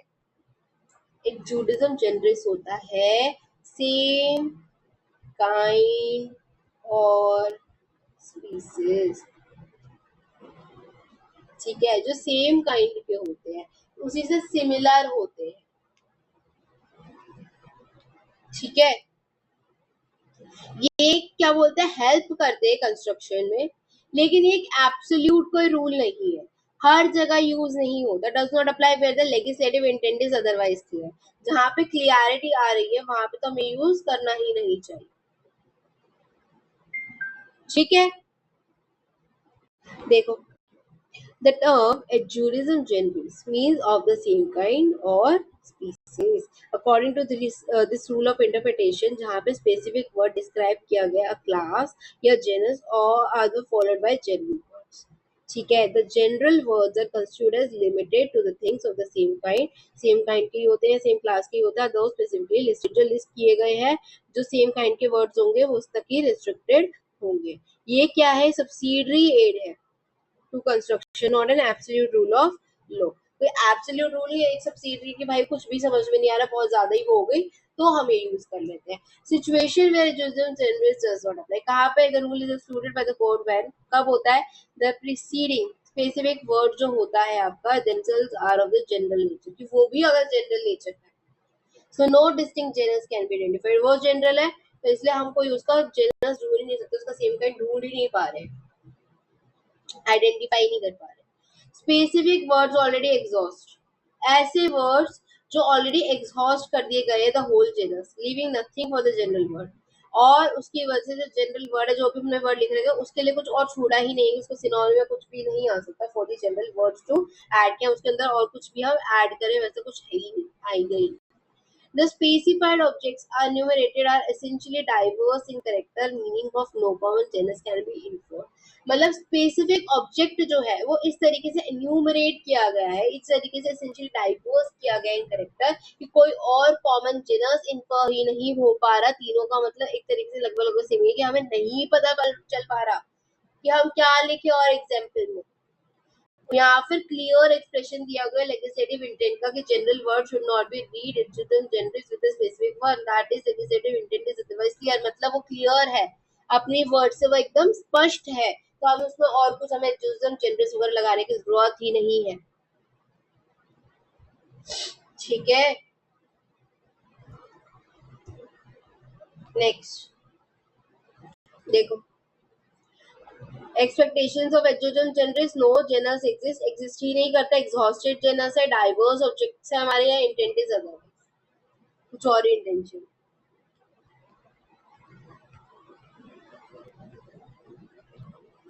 नाउ क्वेश्चन नंबर 5 है, क्या है, quick money limited is covered by section 135 of the companies act 2013, section 135 CSR and has had an average of CSR obligation 12 crore in each of the preceding 3 financial years. Average कितना आ रहा है, 12 crore आ रहा है. Board seeks your views on application of the impact assessment of the People Limited in the light of the relevant provision. Is impact assessment required to be undertaken by all the companies? क्या जो impact assessment होता है वो हर किसी को लेना होता है? नहीं, सारी कंपनीज को नहीं लेना होता, खाली जिसका एवरेज CSR obligation जो है 10 करोड़ या उससे ज्यादा का होता है ना, उसको होता है in the preceding 3 financial year. ठीक है, ओके, और with the outlay of 1 crore more is completed at the least a year early, यानी कि क्या है, यानी कि ये कि जो 10 करोड़ है उससे 10 करोड़ या उससे ज्यादा आपका CSR ऑब्लिगेशन बने, एवरेज 3 इयर्स का जो होता है उसका एवरेज लेके, और जो आउटले है आपका वो 1 करोड़ या उससे ज्यादा का, एटलीस्ट अ ईयर अर्लियर, ठीक है, तब आपको जो है असेसमेंट की जरूरत पड़ती है। और असेसमेंट क्या बोल रही है, बोल रहे कौन कंडक्ट करता है, कंपनी खुद करेगी असेसमेंट? नहीं, इंडिपेंडेंटली होती है, कंपनी नहीं करती, सॉरी इंडिपेंडेंटली होती है, कंपनी नहीं करती, क्लोज, ठीक है। देखो, according to rule 83 of the company CSR rules 2014, every company having an average CSR obligation 10 crore या उससे ज्यादा in the 3 immediate preceding financial year must undertake the impact assessment. ये जो assessment है ये कौन किसको चाहिए होती है?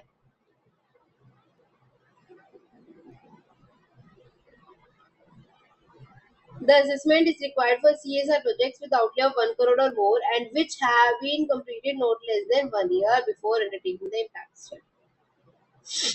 जो कंप्लीट हो चुका है 1 साल से कम नहीं, यानी 1 साल तो लगे कम से कम उसको कंप्लीट हुए हुए, before undertaking the impact study, ठीक है। उसके बाद एप्लीकेशन क्या है, यहाँ पर देखो, no impact assessment is not required, क्यों, सारी कंपनीज नहीं करेगी, इसका कितना देखो, इसकी 12 करोड़ आ रही है, सारी कंपनीज नहीं कर रही, तो ओनली एप्लीकेबल टू कंपनीज इसकी 10 करोड़ से ज्यादा की थ्रेशोल्ड है, 10 करोड़ है, सिंस इसकी जो है 12 करोड़ है, 10 करोड़ से ज्यादा है, इसलिए इसको करवाना पड़ेगा to undertake the impact assessment for its qualifying project, 1 crore से ज्यादा आउटले हो, कंप्लीट ईयर 1 साल से ज्यादा का हो, 1 साल या उससे ज्यादा। कंडक्टर कौन है, इंडिपेंडेंट एजेंसी करवाती है, ठीक है, कंडक्टर। उसके बाद question number 5B, state the circumstances in which binding of the LLP may be ordered by tribunal. Tribunal कब बोलता है, ट्रिब्यूनल तब बोलते हैं कि जब उसको लगता है जो पार्टनर है वो इंसॉल्वेंट हो गया, जो पार्टनर है जो एलएलपी है वो खुद ही सोच रही है भाई कि मैं बाउंड अप करा लेती ट्रिब्यूनल के थ्रू, पार्टनर खुद कम हो गया, 6 महीने से ज्यादा हो गए, एक ही पार्टनर रह गया, एलएलपी जो है इंसॉल्वेंट हो गई है, एलएलपी ने आपके वो नहीं भरे, स्टेटमेंट ऑफ अकाउंट्स वगैरह, सॉल्वेंसी रिटर्न नहीं भरी, एनुअल रिटर्न नहीं भरे, एलएलपी कुछ देश विद्रोही जैसा काम कर रही है, इंटीग्रिटी ऑफ इंडिया से अलग काम कर रही है, against the interest of sovereignty and integrity of India से काम कर रही है, या फिर एलएलपी को जैसा कि जस्ट और इक्विटेबल लगे, सही लगे, ठीक है। देखो, under section 61 of the LLP partnership act 2008 and LLP may bound up by the tribunal in the following, सबसे पहले क्या, सेल्फ डिसीजन, उसका खुद का ही है, किसका, एलएलपी का, LLP itself decides that it should be bound up by the tribunal. Statutory minimum, यानी कि if the number of the partners reduced below 2 for period of more than 6 months से ज्यादा का टाइम हो गया, और क्या बोलते 2 से कम पार्टनर है, इनएबिलिटी टू पे डेट, इज द एलएलपी जो है वो डेट नहीं पे कर पा रही है, read alongside the insolvency and bankruptcy code, national interest के अगेंस्ट है, if the LLP has acted against the interest of the sovereignty and integrity of the India, the security of the state या public order. LLP has defaulted filing in the statement of account, उसने नहीं भरा है, solvency और annual return नहीं भरा, register for the 5 consecutive financial year, 5 साल तक लगातार इसका डिफॉल्ट, यहाँ पे tribunal is of the opinion that it is just and equitable that the LLP can be bound up, तो इसलिए वो जस्ट एंड इक्विटेबल है, सही है, उसको जैसा ठीक लगे। 3 कंसेक्यूटिव नहीं आता, 5 कंसेक्यूटिव ईयर्स आएगा, ठीक है। इटसेल्फ डिसाइड करे, 2 पार्टनर से कम हो, डेट इनएबिलिटी रेशन 5 इयर्स जस्ट एंड इक्विटेबल। उसके बाद 5C क्या है, define the term person, person हमें बताना है, ये एमसीक्यू में भी आया था अभी आपके। पर्सन और of the general clause act 1997 discusses relevance in interpreting the term person as under the FEMA.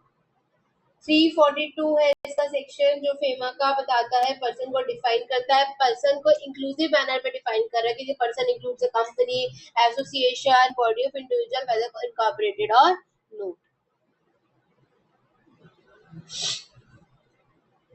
ठीक है, यही मतलब होता है। देखो under section 342 of the General Clause Act, the term person is defined in the inclusive of the manner to include any company, association, body, individuals, whether incorporated or not. Relevance of FEMA, FEMA का क्या relevance है person से? The General Clause Act as a residential dictionary, residuary dictionary. It is meant to apply to an central act where the term is used but not separately defined. However, FEMA 1999 does not borrow this definition, लेकिन जो FEMA है general clause act का वो same नहीं है, FEMA कुछ और कहता है। GCA क्या बोलता है, GCA बोलता है, FEMA क्या बोलता है, FEMA टू यू के अकॉर्डिंग बोलता है, क्या बोलता है, वो एग्जॉस्टिवली इंक्लूड करता है किसको, एक इंडिविजुअल को, HUF को, company, firm, association of person, body of individuals whether incorporated not, और every artificial judicial person not following within any preceding category. कोई भी एजेंसी है, ऑफिस है, ब्रांच है, वो उसको भी ले लेता है, क्योंकि जो फेमा है उसके अंदर हर एक आर्टिफिशियल जुडिशियल पर्सन आ गया, बॉडी ऑफ इंडिविजुअल्स आ गए, चाहे वो इनकॉर्पोरेट हुआ हो या नहीं हुआ हो, तो खुद ही सेल्फ कंटेंट है, यानी फेमा बड़ा है, जीसीए में थोड़ा ही कवर होता है। GCA definition becomes relevant only in residual interpretative sense to clarify the juristic character of it, ठीक है। मतलब देखो क्या, however जो फेमा है वो कैसे डिफाइन करता है, FEMA contains its own specific exhaustively wider definition उसकी, पर्सन के अंदर क्या इंक्लूड होता है, व्हिच इंक्लूड्स एन इंडिविजुअल, ठीक है, HUF, company, firm, association of person, BOI, body of individuals, any artificial judicial person and any agency, office, branch owned और controlled by such person. FEMA definition already broadly covers everything mentioned in the GCA and much more. FEMA का definition largely self-contained है, उसको और किसी की जरूरत नहीं है। Therefore जो GCA का definition है वो relevant खाली किसके लिए हो जाता है, रेसिडुअल के लिए हो जाता है, इसलिए यहाँ पे क्या बोला, रेसिडुअरी डिक्शनरी, जो बाकी बचा हो उनके लिए है वो। इंटरप्रेटेटिव सेंटेंस क्लैरिफाई करना, juristic character of an entity even if absolute ambiguity arises, अगर बहुत ज्यादा एंटिटी अगर क्या हो जाए, absolute ambiguity arises, but practically जो फेमा है on it's on robust definition है, मतलब फेमा को और किसी की जरूरत नहीं है, बहुत ज्यादा ही इमरजेंसी मतलब एम्बिग्यूटी बहुत ज्यादा ही अराइज हो रही है, तब हम जीसीए पे जाएंगे, नहीं तो FEMA self sufficient, self contained है, उसके अंदर बहुत बड़ा, उसके अंदर आपका इंडिविजुअल है, HUF, company, firm, AOI, BOI, sorry AOP, BOI, artificial judicial person है, ब्रांच है, ऑफिस है, एजेंसी है, सब कवर हो गया उसमें, ठीक है। नाउ क्वेश्चन नंबर 6 बड़ा है, referring to the Companies Act 2013 decide करना में, is the board bound to consider the members direction on venue, 15 days notice valid है, is a decision to offer only physical voting, no e-voting valid, ठीक है। चलो, Top Spinners Foundation, a company registered under Section 8 company, promotes young cricketing talent, selecting boys and girls nationwide through talent hunt competitors and providing residential training programs. When incorporated in 2017, it now has 1,400 members. उसका AGM is usually held at its club cum registered office in Jaipur. At general meeting, members strongly suggest that the next AGM जो है वो होनी चाहिए hotel near the registered office instead of club. अगर club की जगह ना जहाँ पे रजिस्टर्ड ऑफिस है उसके पास रख दो, citing congested seating. The foundation also decides to give 15 days prior notice. उसने बोला कि हम 15 दिन पहले जो है नोटिस दे देंगे of the AGM with only physical voting and no e-voting, और हम e-voting नहीं देंगे. सबसे ज्यादा कौन डिसाइड करता है? डेट, टाइम, वेन्यू वगैरह कौन डिसाइड करता है? Board of directors.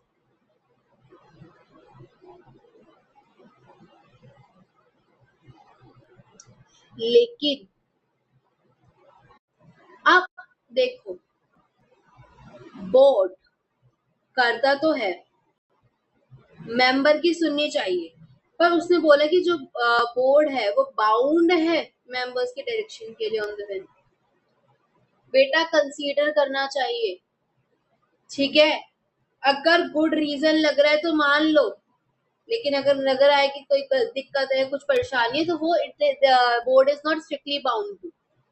Board is not strictly bound to, ठीक है.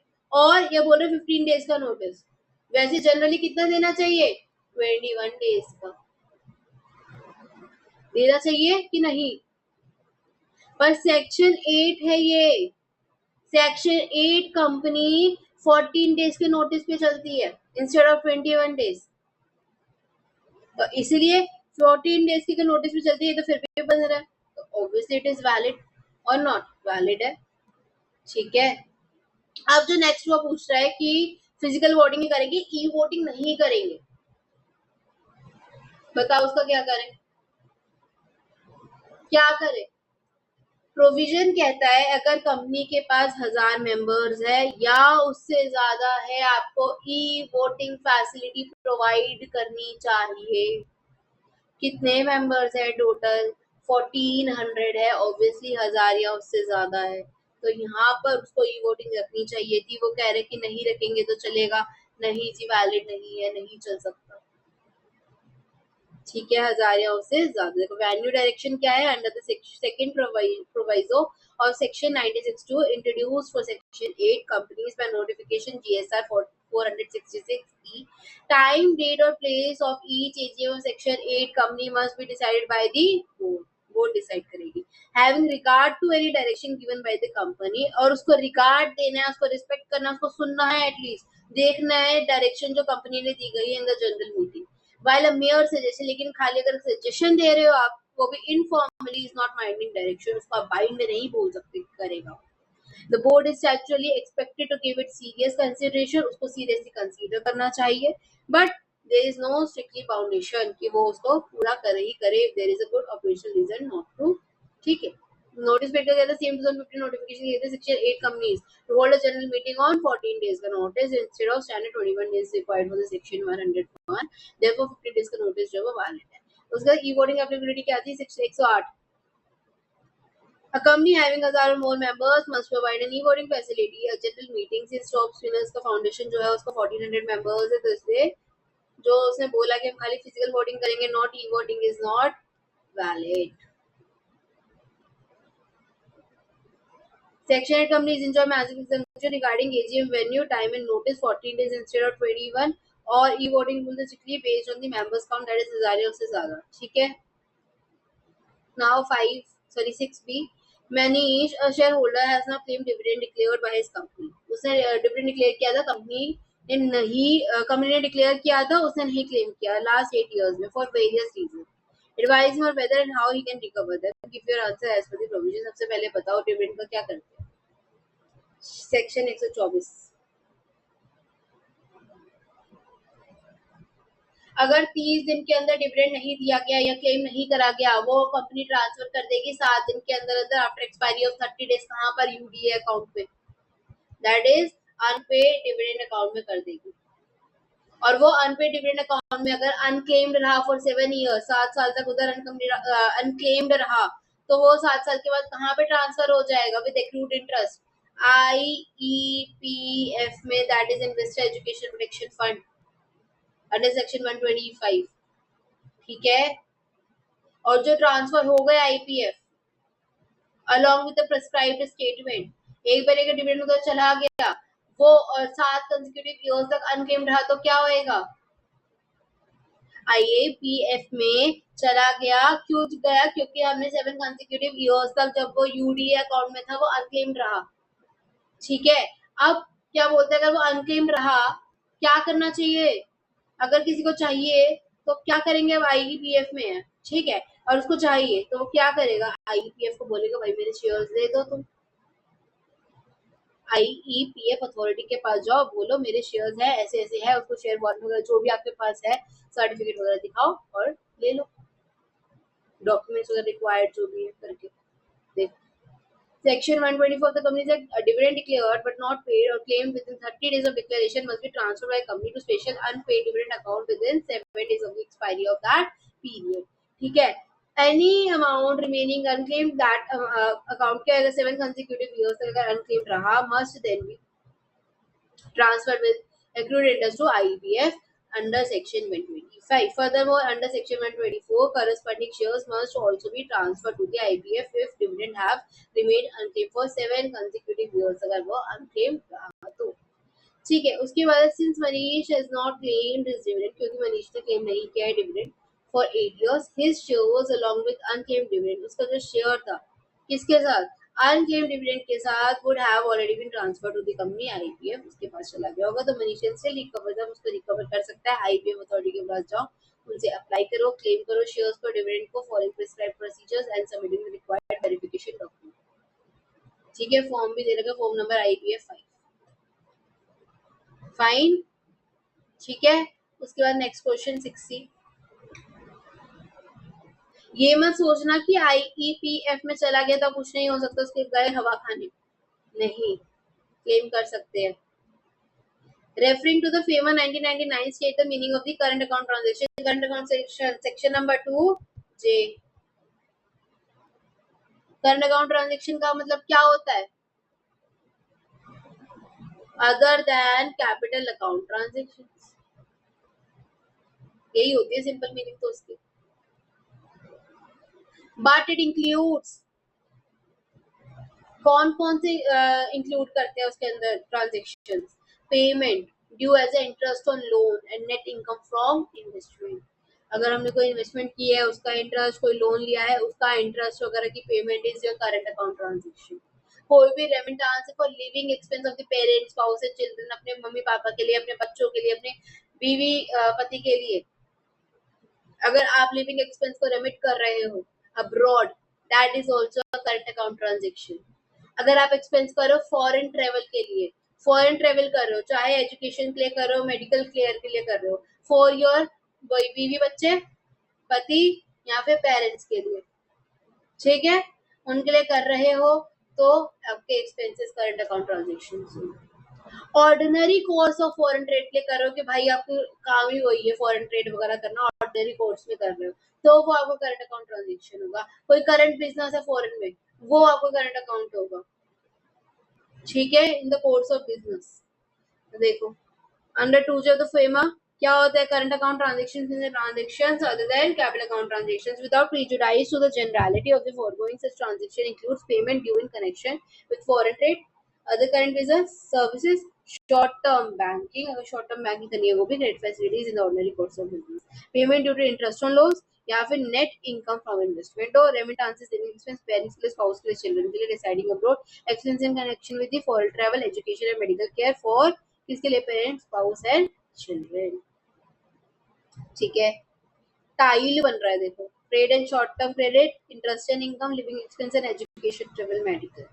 Last minute revision, small company paid up share capital कितना?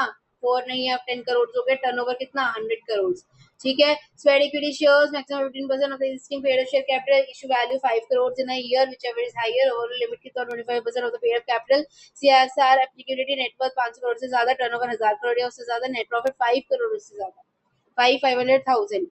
Acceptance of deposit, private companies can accept deposit from the members up to 100% of the paid up share capital plus reserve security premium exempt from the limits applies if the startup is for 10 years. FEMA current account never gets limits. Schedule 1 prohibit हो गए, Schedule 2 government approved like HRD for culture. Schedule 3 RP approval typically 2.5 lakh वाला होता है, ज्यादातर यही होता है mainly. General close document क्या होता है? रिमेंबर टेक्नोलॉजी न्यूट्रल होता है वो, email, digitally signed contracts, even inscriptions On stone are considered documents under Section 318. IVF transfer unpaid dividend account holding duration is 7 consecutive years. After this, both the money and the underlying shares must be transferred to IVF authority. Okay, all the best for your exams.